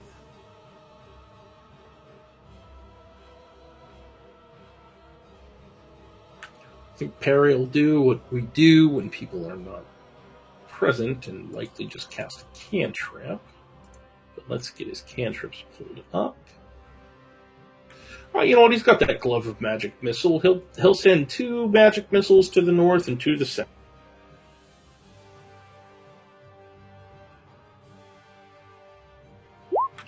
Alright, one to the north takes 6 damage. One to the south takes 8 damage. Wait, that's not right. 7 damage and 6 damage. Okay. Cool. Clipper, it's your turn. Oh, What are you going to do to these salads? my goodness. Is it my turn? Oh. Okay. Clipper is going to, Clipper is going to pull out his weapon and is going to fire at the one that is menacing Eligor. His shots are not as cool at the moment, not until next level. Here we go. Actually, you know what? I think he takes the gun and he looks over at the table and he sees like a bunch of forks on the table next to him and he sticks them into the barrel of his gun. Okay. And he just like, he's like, okay. And then he just like stuffs like a few like bits of powder from his pocket. Yes, this is just like this. And then he no, you know what? He bolts over to here. No, can he make it there? Yeah, he'll just do it from here. He's going to fire a catapult at the one in front of Eligor. Do it. Okay, not the best. Dex saving throw. It succeeds. Okay. Does it take half damage or anything? No damage. Yeah. And so... Yeah, it essentially leaps out of the way as this cluster of forks fires in its direction, sticking into the wall behind it. Okay. Clipper says to Answer, like, remember I taught you you need to fix yourself when these things happen. Answer goes ahead and does a little repair of itself. Because it took 15, right? So... I don't think it's taken any damage. Oh, you had a... You said the cone... Oh, it didn't do anything. The cone was a fear effect. Yeah, no damage. Oh, okay. Well, that's good to know. So, it is. So he says, okay, just don't get too close to them. Don't hurt yourself. Just stay here with me. Answer goes running, following the trail of forks, and like jumps onto the bar and starts kicking the slod. It doesn't hit, but it just tries to kick it with all its might, and it's just standing there. And it's like, no, that's the worst place to be. Sure. Yeah, move him where he's supposed to be, and he tries to kick it. It kind of covers its face, and... All right. Figured that out. Cool. This salad gets to go, and Rallick, you're closest to it. You see the damage that was caused to it by Perry seems to kind of heal itself. It's then going to climb up over the bar and move itself into a position where it is going to begin to attack your Flans. It didn't come close enough to me. It did not. It circumnavigated you. It's going to make 3 attacks, 1 with its bite and 2 with its claws. Bite is towards Bybar. 20 will definitely hit. Bybar is going to take 12 piercing damage. Vol is going to take 2 claw attacks. 12, 22. 22. You take just the 10 points of slashing damage.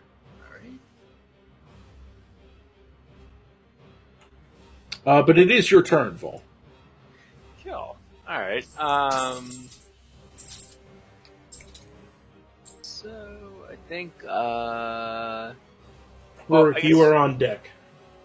Yeah, so I guess we'll have him trigger my... Well, no, I'll save it, I guess. Or would it re-trigger my Halo after my turn if I use it before because he moved into my zone? I think he has to use it then, right? I think you have to have it active before it takes effect of him moving into your zone. No, so my Halo is always active. My symbiotic entity then increases it. Then we would say that your Halo is active now, Yeah, and so would only be... Okay. So con So it's only saving one- throw? Yes. You just let me know how these things work, and I will roll... 14. You failed. Okay, so he takes... go ahead and roll your damage. 1, 2, 4. Ooh. Okay, so he takes 1 point of necrotic damage, which does seem to take hold. Doesn't appear to be immune to it in any way. Yeah, so, speaking of the symbiotic entity then, yeah, Vol just starts kind of grossly melting and, it kind of coalesces around the spores that are circling his body. And I've used the symbiotic entity then. Hot. So that's it for him. Rorik, top of the order.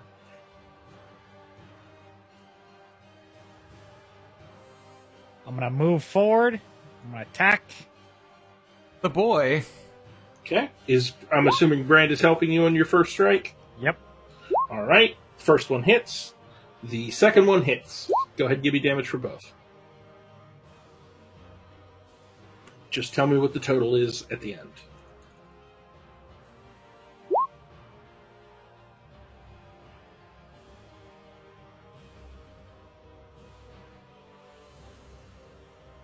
Six, 10, 18. Okay. This thing takes every bit of that damage. It howls wildly as you jump out of its reach again. You try. Tia, it is your turn. It also Okay. has Booming Blade on it, so if it does move, it gets another D8 of damage. And Tia, if you can't see yourself, it just means I took the old initiative, so I can see them all. It is actually your turn now and Rallick's turn next, so I will let you guys know, and I will clear it. Well, basically, if I change maps, you guys stay on the initiative for me and are deleted for you. So that's just my bad not paying attention to which one I was supposed to delete. So I will let you know when it is your turn, but you are on the initiative, and it is your turn. Okay, cool. I'm gonna throw Peterbilt out at the one that's closest, and Peterbilt is gonna miss like Peterbilt do. And then I'm going to continue trying to cut this guy out of whatever it is that's holding him. Okay. Yeah, you can continue to do that. The fiber begins to give away a little bit more. Rallick, it is now your turn. I'll just go up. All right. Nothing. Yeah, the 10 is not going to do it. Eligord, is your turn.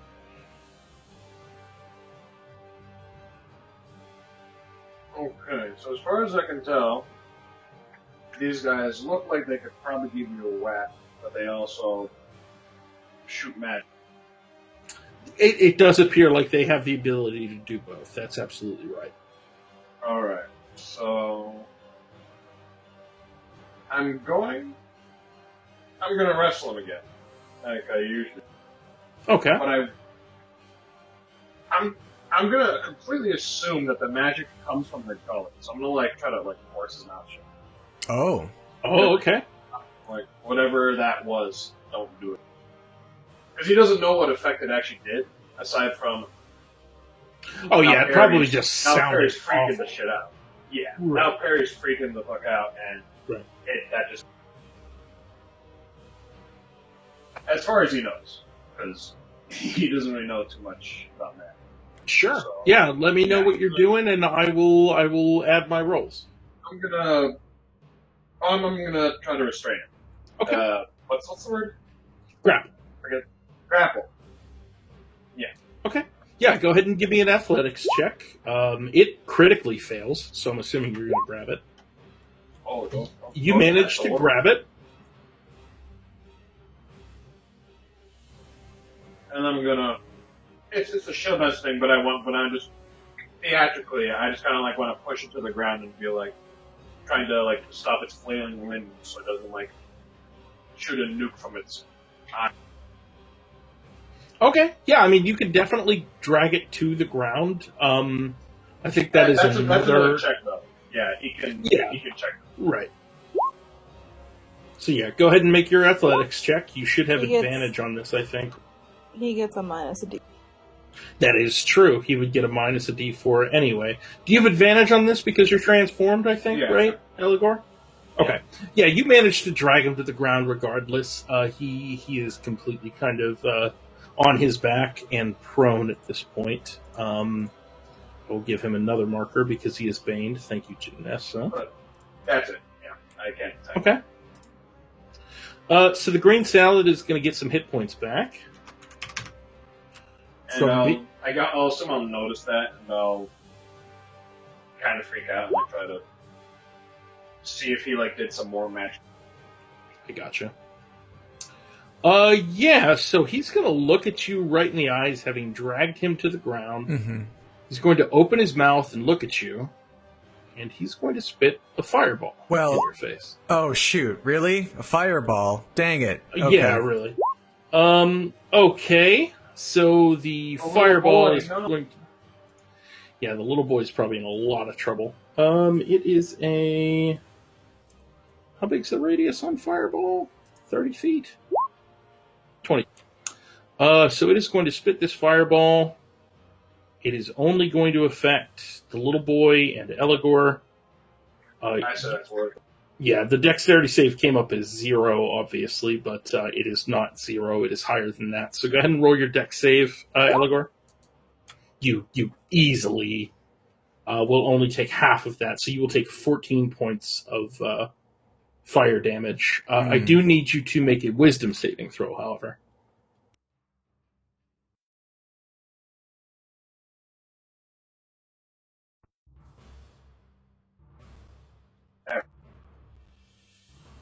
Wisdom, you said? Yeah, wisdom saving throw if you could. Okay. Yeah, you easily kind of managed to shake off your animalistic tendencies while transformed and taking damage. I wouldn't want to hurt the little boy. Actually, it's the little boy. Little boy took some damage there, for sure. Yeah, little boy's going to take 14 points of fire damage. I wish I had set up the token, but I'll just put it in It's here okay. manually. I trust you. You let me know.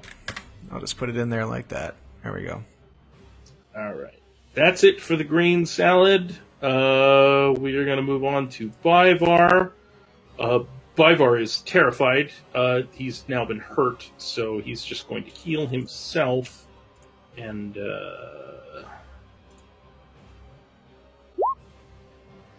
we'll take 5 points of healing. And then he's just going to try to run because he's scared. It's going to proc an opportunity attack for the salad. Salad is going to swipe with a claw. The claw misses, so Bivar manages to escape. The top salad or the no, the top salad. Okay. Dang The it. top salad. Perry is going to do the same thing as before.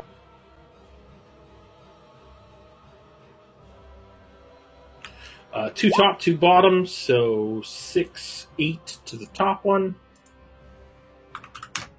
And 4 to the bottom. One of the bottom definitely appears more hurt. Clipper, it is your turn. All right. Clipper is going to say, no, fix yourself like I told you to. Just don't stand there. Just come back here and fix yourself. He's going to fire at the Slod. So far, I wish I took that stupid cannon boy instead of this one. All right. Infused pistol. How is that possible? That's not my damage. Okay, I did it bad. Huh. What? What? Water gun. Hey, look. Something went bad here. Let me try this. Is that first plus supposed to be there? There we go. That kind of worked. I think. Yeah, it looks like a 1d10 plus 5 plus 1. Yeah. Yeah. Yeah. Yeah, there you go. All right. You're shooting the one by Eligor or by you? Yeah, by Eligor. And then, Okay.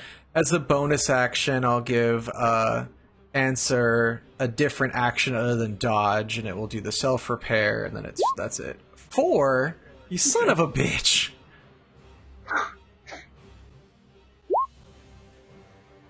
Vol, the green salad that's in front of you appears to be fully restored to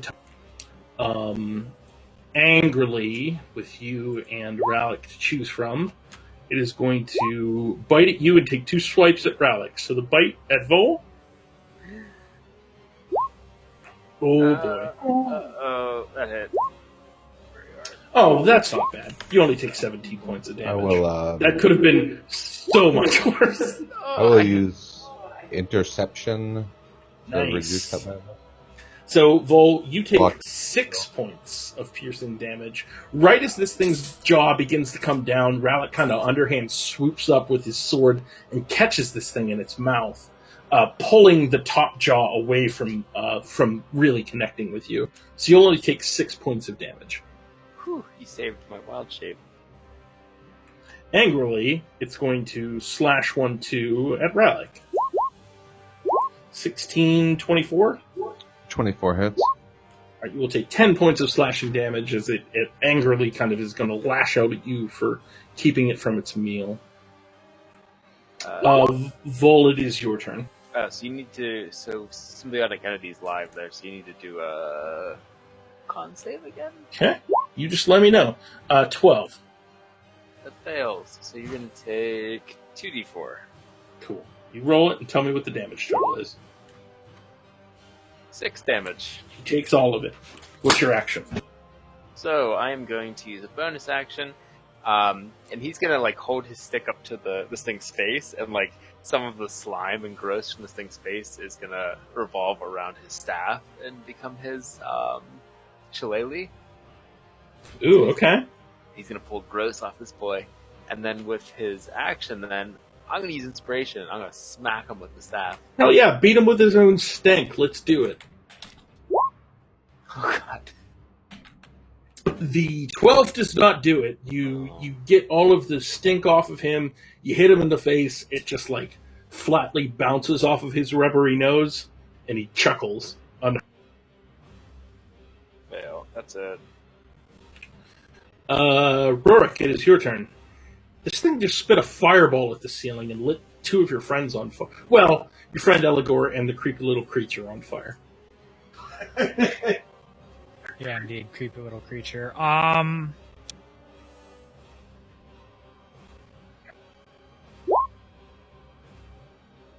Same thing, 1, 2. All right. Yep. Bran swoops down to help you on your first attack. 11 will not do it. 12 will not do it. All right. We're not doing so good, gang. Well, on the bright side, these things can't really do much damage to you either, apparently. Tia, Fireball. Donahue, attached to the wall, looks at you and says, I don't feel so good. Oh no, what does that mean? You could make a medicine check if you'd like. I'll do that and I'll have Peterbilt attack. / Peterbilt will do nothing because he's useless. He tries. Medicine, you say? Yeah. This is a free check. You'll still have an action. Oh, Jesus Christ. You're pretty sure he doesn't feel good. Okay. I'll continue trying to cut him out. Okay. Does he seem like he's close at all? You've got a while to go based on the amount of damage you've been doing. It's been like 1 or 2. Okay, fuck that then. Yeah. What's more is the progress that you're making seems to be filling itself in the longer you take. So it does appear to be a somewhat futile effort. Alright, that is good to know. I will have Rosie attack the one that's closest to us. Alright, that is a wisdom saving throw, I think? Correct. Yeah, alright. And he is injured, and he fails, so he'll take 11 points of necrotic damage. Woohoo! That's my turn. Yeah, I guess. Okay, yeah. Ralik, it is your turn. Eligor, you are on deck. I will try again. The 14 does not do it. Yeah, you swing at him and it bounces off of his blubbery, weird hide.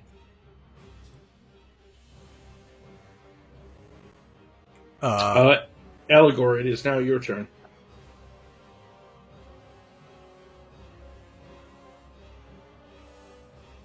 Robin. Uh-oh, you gotta talk into the microphone. Oh, Discord. I'm going to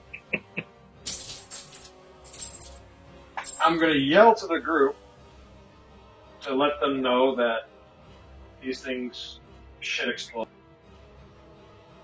Don't crowd around it, and gonna nosh it. Get him. He's still prone, so you should have advantage. So yeah, that'll hit. That'll hit as well.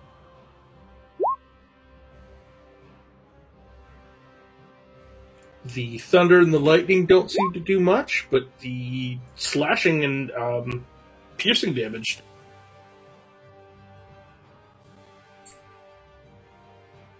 At this point, I would say that the one that you have been attacking is definitely bloodied. It appears to be not doing super great. Improvement. With that, this green salad will gain some hit points. It is then going to disappear. Boo. What's weird though is Eligor, like, having it grappled in your mouth, it's still fucking there. Ah. You just can't see it. I'm just gonna kind of like in a surprised voice to say, "It's invisible." What the fuck? Yeah, it sort of it fades from your sight, but it is still there. It is Bivar's turn. He's having a hard time. He doesn't like this at all. He's going to Thorn Whip the one to the north.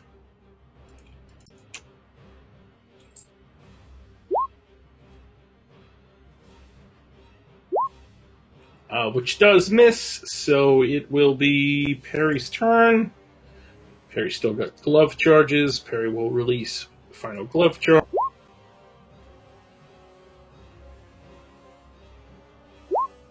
Oh my god, poor Perry. These fucking rolls. Look at that roll. Holy shit. So, -5 to the top one. -4 to the bottom one. Clipper, it is your turn. All right, let's try this again. Clipper is gonna run up here and say, "You're not coming back, Answer. You have to listen to me." He's grabbing more stuff on the way and like shoving them into the barrel of his gun. Like you don't know how it's all fitting in there. It's like expanding to fit the things he's putting in there almost by magic. And he is gonna catapult again, but this time he's got both of them in his sights. So this is the way I used to do it. The first one needs to make a dexterity saving throw. Okay. Okay, 21. The second one needs to make a dexterity saving throw. Okay, he is prone. Does that make any difference? Like, does he I would have automatically fail or anything? I would have. No. Well, Second one. maybe. I don't know about dexterity saves while you're prone. Does anybody know off the top of their head? I think you probably fail them automatically, so we'll just say, well, he crit failed, so fuck it. Well, because it stops once it hits one of them, so it could hit the second one if you want. Sure. Yeah, it'll hit the second one. So it flies over and hits the second one. It takes 9 damage. Not impressive. It only, I don't know if it's rolling all my dice. Something's wrong with my dice today. As a bonus action, I guess Answer being not very accurate is going to still try to hit it, even though it should be hitting it or healing itself. Boom. Just punches it right in the face for 4 damage. 23 will hit. Force damage. Yeah. Totally. And then it's just kind of chilling there. It's not moving still. It's just standing next to Eligor. That's it. Okay. Yeah, North Salad's going to heal up a little bit. He's going to bite at Vol. He's going to make a slash attack at Rallick. Bite at Vol, 25 to hit. Yep. You take 9 points of piercing damage. I'll intercept it. Okay. Roll your interception. Okay. Vol, you take no damage. Again, as Rallick kind of intercepts this whole thing. It is going to move out of your threat range, Vol, so you can make an attack of opportunity at it. The 13 will not hit. It is going to make 1 slash attack at Rallick and 1 at Tia. Rallick, 12, Tia, 9. So I'm assuming it does not hit anybody. Vol, it is now your turn. So roll his con save real quick for his Will identity. do. 8. Fails. He takes 3 points of necrotic damage. Damn, you guys got to start rolling real damage here. I know. So, would I have heard Guy in the Wall talk about his woes? You definitely heard him say he doesn't feel good. Yeah, I'm gonna now, especially that I don't have to provoke a opportunity attack. I'm gonna run over to him. Okay. What would you like to do? Actually, I don't even need to run over to him. I can move up to him, and for my bonus action, he's gonna lay all of his little eggs. He starts to them like pile up behind him and then hatch and go running over to this guy. And same as it always was, but like you notice if you look closely this time that each one of them has like a unique vine hairdo. Nice. So they you all got like the pompadour, the mohawk, the bowl cut. Yeah, you got like an afro in there. Yeah. One's got like the emo, and he's in the back, kind of like swaggering along slowly. Like, Right. I don't want to do this. I didn't even ask to be. So apathetic towards this fight. He's Okay. coming over. Yeah, they're all gonna jump on this guy and heal him. Okay. And Yeah. then, Go ahead and roll your. I think it's Oh, what yeah. 1d6. Yep. Where is it? So with my action, I might as well say I'm just gonna try to hit this guy again. So here's my healing spirit. 4 Okay. points of healing, and I'm gonna swing at this guy. Oh my god, I'm done. I'm throwing this staff away. Yep. Sorry, Mom. Well, no, you got your mom's new stuff. You just haven't used it yet. You haven't taken it out of the. The Because wrapper. I didn't give you the handout, right? Yeah. Top of the round, the gentleman that is tied to the wall, Donahue, begins to kind of kick his legs, regardless of the turtles hitting his well-being, and yells, "I don't feel good." And Rorik, it's your turn. I already did my thingy. Sorry? Oh, I'll do it again. Don't worry.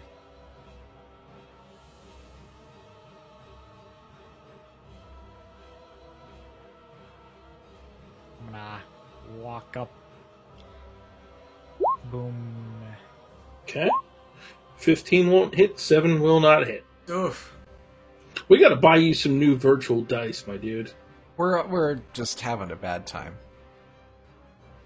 I tell you what, though, 5th level for me, that's where it picks up. Speaking of which, I know we're running late here tonight, folks, but after tonight, I am going to need everybody to be ready to level to 5, because you will level to 5 after tonight. If you survive! Tia, it is your turn. Are these things wearing stuff like they are in there? Yeah, they've got, like, Tokens. weird little, like, outfits on. They're definitely not, like, savage in the sense that they don't see the value in armor and clothes.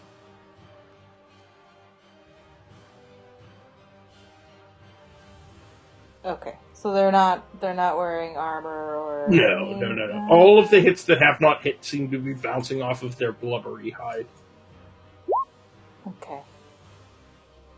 Yes, he's wearing some metal, it seems.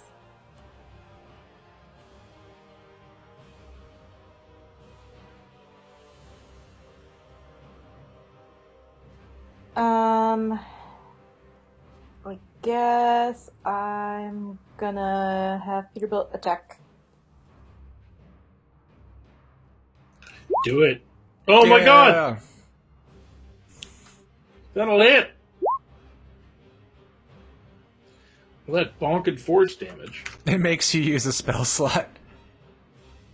Yeah, that's broken. I don't know how to fix it. So and that's then your I bonus guess action? I'm gonna go back over to our friend and take the opportunity attack. Alright, Assuming he still he absolutely will take it.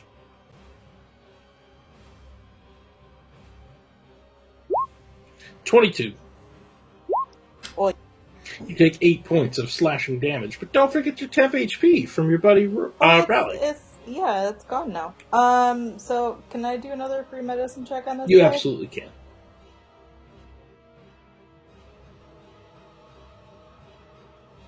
I'm gonna use my inspiration because that one Okay. was They laid sad. their eggs inside of him.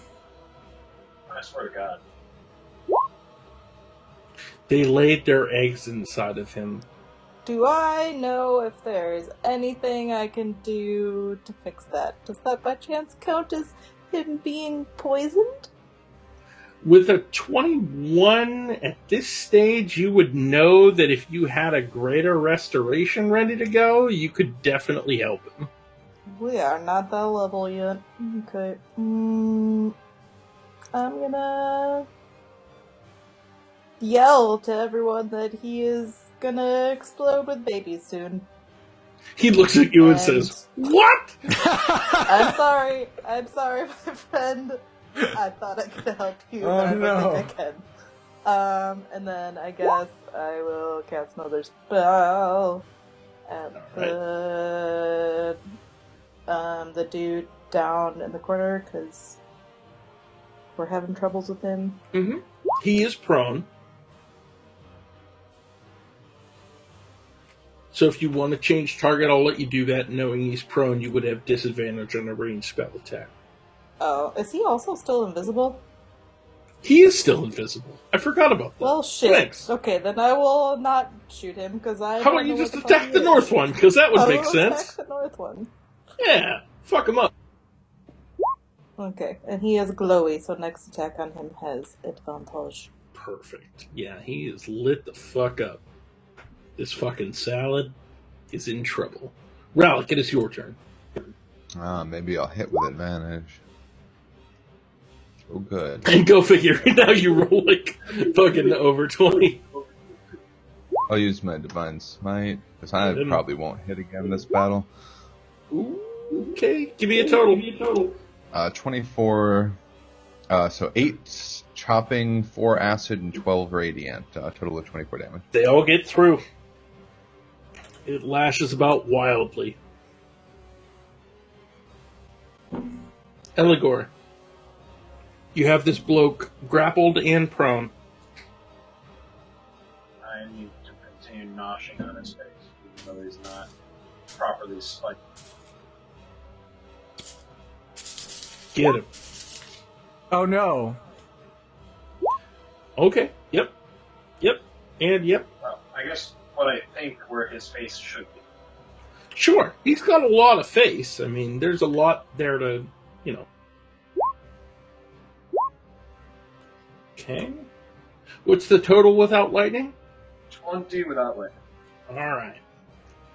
This thing is on death's doorstep. It is not looking good. Until it becomes its turn, and it looks sort of okay again. Well, you can't see it, so... Oh, yeah, that's true. Yeah, you had disadvantage on the first strike because you couldn't see it. But you had advantage because it was prone, so that canceled out, so that's fine. Yeah. Let's do a concentration save. And a concentration save. Okay, so it is still invisible. Okay. As useless as that appears to be. Eligor, I need you to make a wisdom saving throw. Oh, yeah, that's true. Minus 1d4. Let's roll both of them.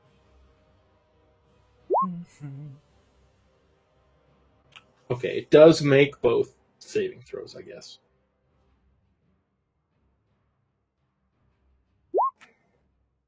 Okay. You hear that same screeching sound as the thing comes back into view, and it is no longer invisible, and you are not afraid. Bivar is going to run to Vol, and he's going to heal Vol. Don't do it by bar. Why not? He heals you for 11 points of damage. Because I'm not hurt. Oh, I thought you were hurt. No, I burned through Ralik's temp HP. And then He I heals put on- himself for 11 Yeah, points of I was damage, gonna say, and runs up Ralik next to you has- for no reason. Ralik has saved me from 22 points of damage. Nice. That'll be what he does. Perry is going to cast a cantrip. Perry. I think it's like Chill Touch. Yeah, I think he's got Chill Touch.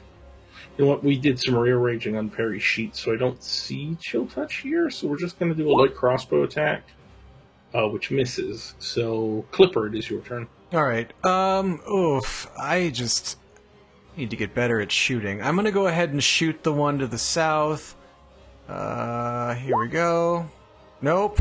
That'll miss. Oh wait, I can't see it anyway, so I shot the one to the north and missed. But... The one to the south is now right. visible, It's because visible. it did cast a spell. And then... yeah, but it was prone, and I can't shoot prone things very Right. good. Alright, Yeah. so I'm gonna, okay, I think that's all that Clipper can do. Bonus action. It's gonna be spent for Answer to just heal himself. Alright, cool. Great, that's good. All right. Does the acid damage prevent his healing? Oh, good. I don't, doesn't... Does the acid damage prevent his healing? That's a good question.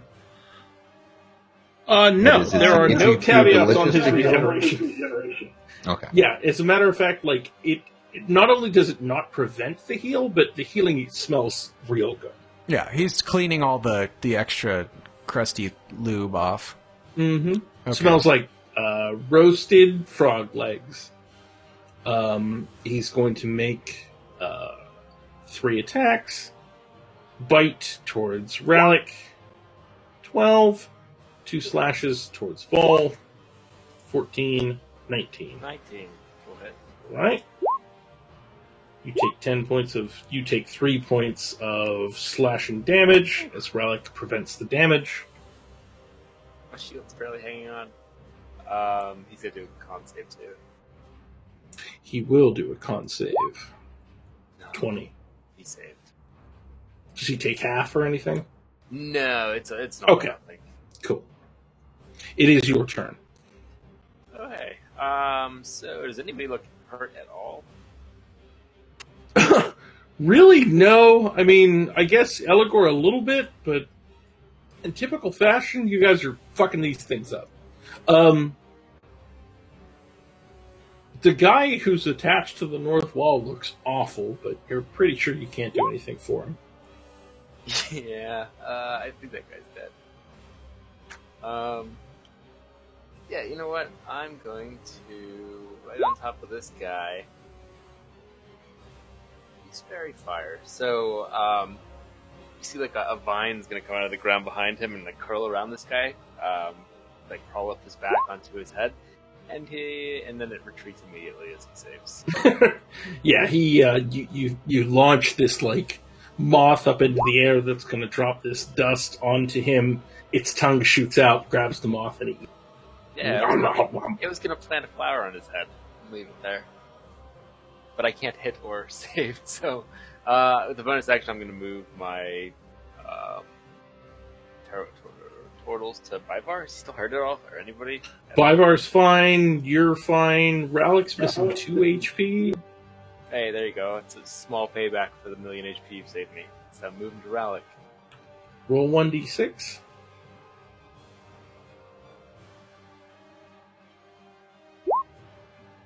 Ralik, you are full HP. I should have done 6 slots. Rourke, it is your turn. Alright. I'm gonna run up again. Gonna again do the stabby. Okay. Both will hit. First one's got advantage, obviously, so.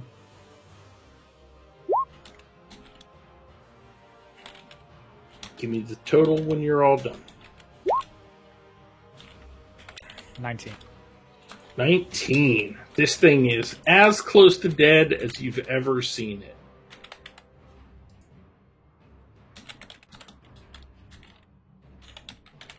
It is at that time, however, that the gentleman on the north wall is kicking his feet, yelling about how uncomfortable he is before this thing bursts out of his chest. It's awful. It's a gory goddamn mess. And you are treated to the sight of this thing crawling out of him, eating its way out, and it kind of hits its wet way across the floor and starts to kind of slink towards freedom. It'll stop there for now. Tia, it's your turn. Oh no. You weren't sure exactly what was wrong with the other guy, but now you're sure he's dead. I think he just triggered my spores. My internet did a silly thing. I think the other one is- triggered your spores, right? You only get 1 reaction per round?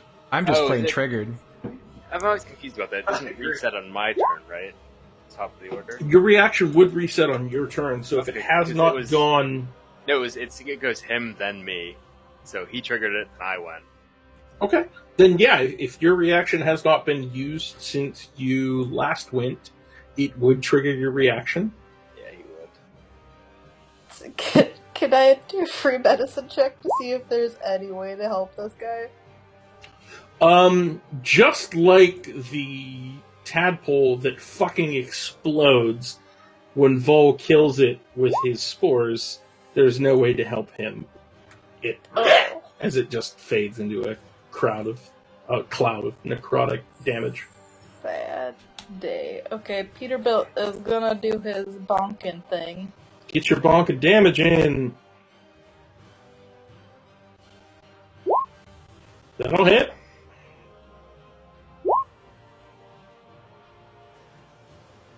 Got it. Okay, and then I'm going to have Rosie try to.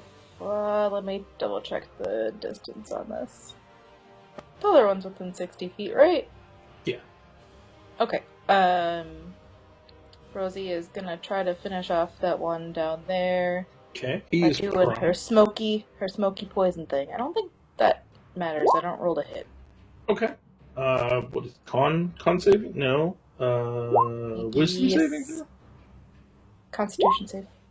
Oh, con Or no, saving. yeah, you're right. It is wisdom. Sorry. He fails. Yes. Ooh, 6. he's so close to dead. He's like, I have the black lung pop. right, yeah, exactly. Rallic.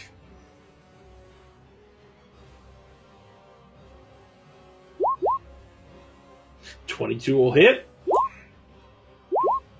Okay, we're doing the whole goddamn thing, huh? Rallic's sick of this shit. Hey, I'm surprised I hit again. What's the total? 21 points of damage. Thank you. Yeah, it is officially at the state that I would consider it bloodied. Eligor, your prey is present. It appears as close to dead as it could possibly be. What would you like to do? I'm gonna keep noshing at it until it stops screaming at me. Alright, you'd have advantage. How would you like to do this? I'm just gonna grab it by the throat and just take it straight at it. Yep, that certainly happens. You've already kind of got it near the neck, and eventually you find the soft spot. You pull at it. Clipper's poor son is just covered in viscera and violence. Yeah. As he coldly stares on as this man just rips this frog to pieces. He's just smiling, yeah. Yep. He didn't That's get a the chance response. to defend He's covered in Eligor. blood. which You is see a- like a chunk of flesh just like hit him in the face, just starts dripping off. And just He's Mhm. as happy as he could be. Yep. I mean, it's the happiest you've ever seen him. Which is to say that it's the way he always looks.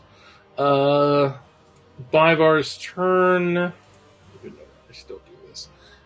Thorn Whip 19 will actually hit, and he does 6 points of piercing damage. It is Perry's turn, who will do a thing. Perry will like crossbow. That'll hit. God damn it! Now they all hit. Oh my god, Perry! What the fuck? Minus 18 HP. Okay. Jesus. Clipper, it is your turn. All right. The boy just... I know it goes after me. Fine, I'll shoot the one that's near the big pile of friends. Mm-hmm. All the way up to my gun. Sorry, I thought I had it in front of me. Okay. You're good, man. Bang! No! 11 will not hit. All right. And then, yeah, with a +8, I don't hit.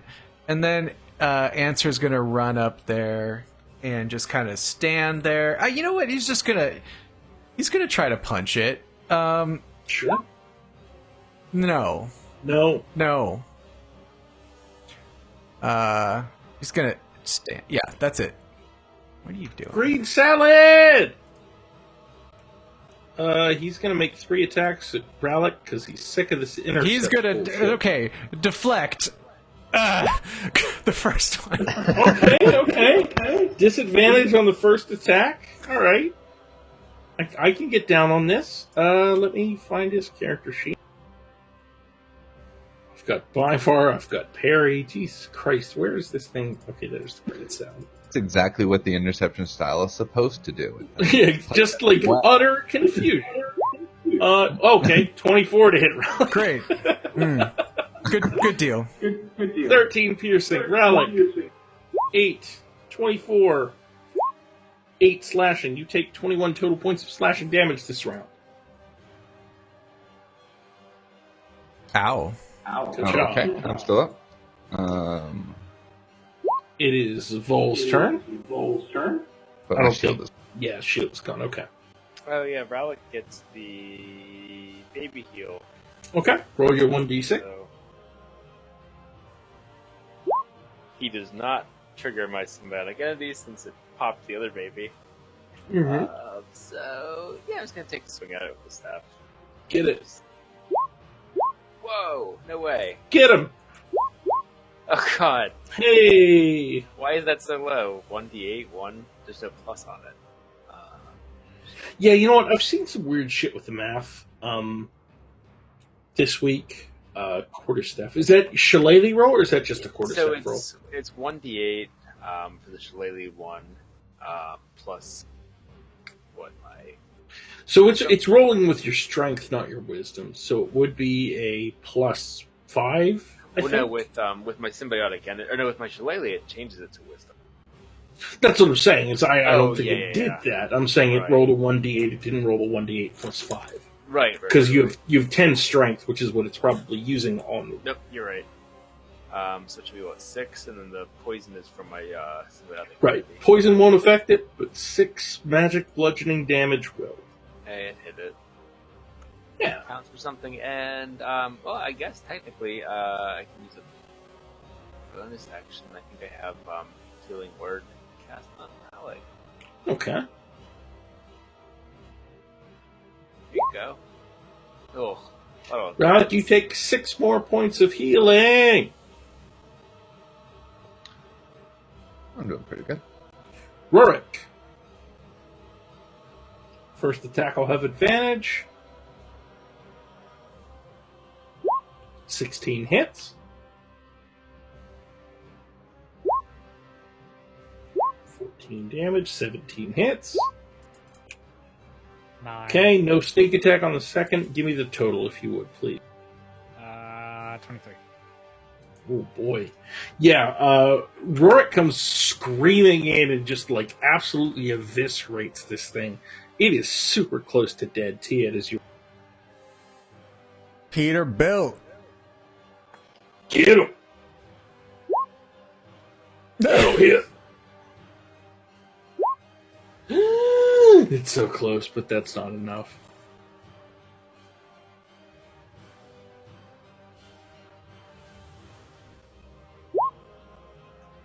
Okay, here comes the wisdom save, boys. Okay, it makes the save. It takes its damage. Relic, this horrible thing that's been torturing you all of this time is easily within your grasp. What would you like to do? I think I still have an inspiration left, so I will Think you use do. that to hopefully. How did you do this? Because there's no way it fucking survives. Oh yeah, no, I'll just take the big old cleaver and just sink it right between the eyes, just with like a solid thunk. Anticlimactic, it just falls to the ground. It's just like its tongue falls out. It falls backwards into the bar, which collapses because the bar's been here unattended for like 30 years. Oh my god, Clipper! What is all of this damage? Yeah, the slod falls backwards through the bench. It is dead. We are done. We will resolve the rest of this later, but what I will say is, for the purposes of taking care of shit before next week, you all kind of take a moment to collect yourselves. You see the dead person up against the wall. You did hear him mention that his friend is out there somewhere. She had left to go find someone else. As best as you know,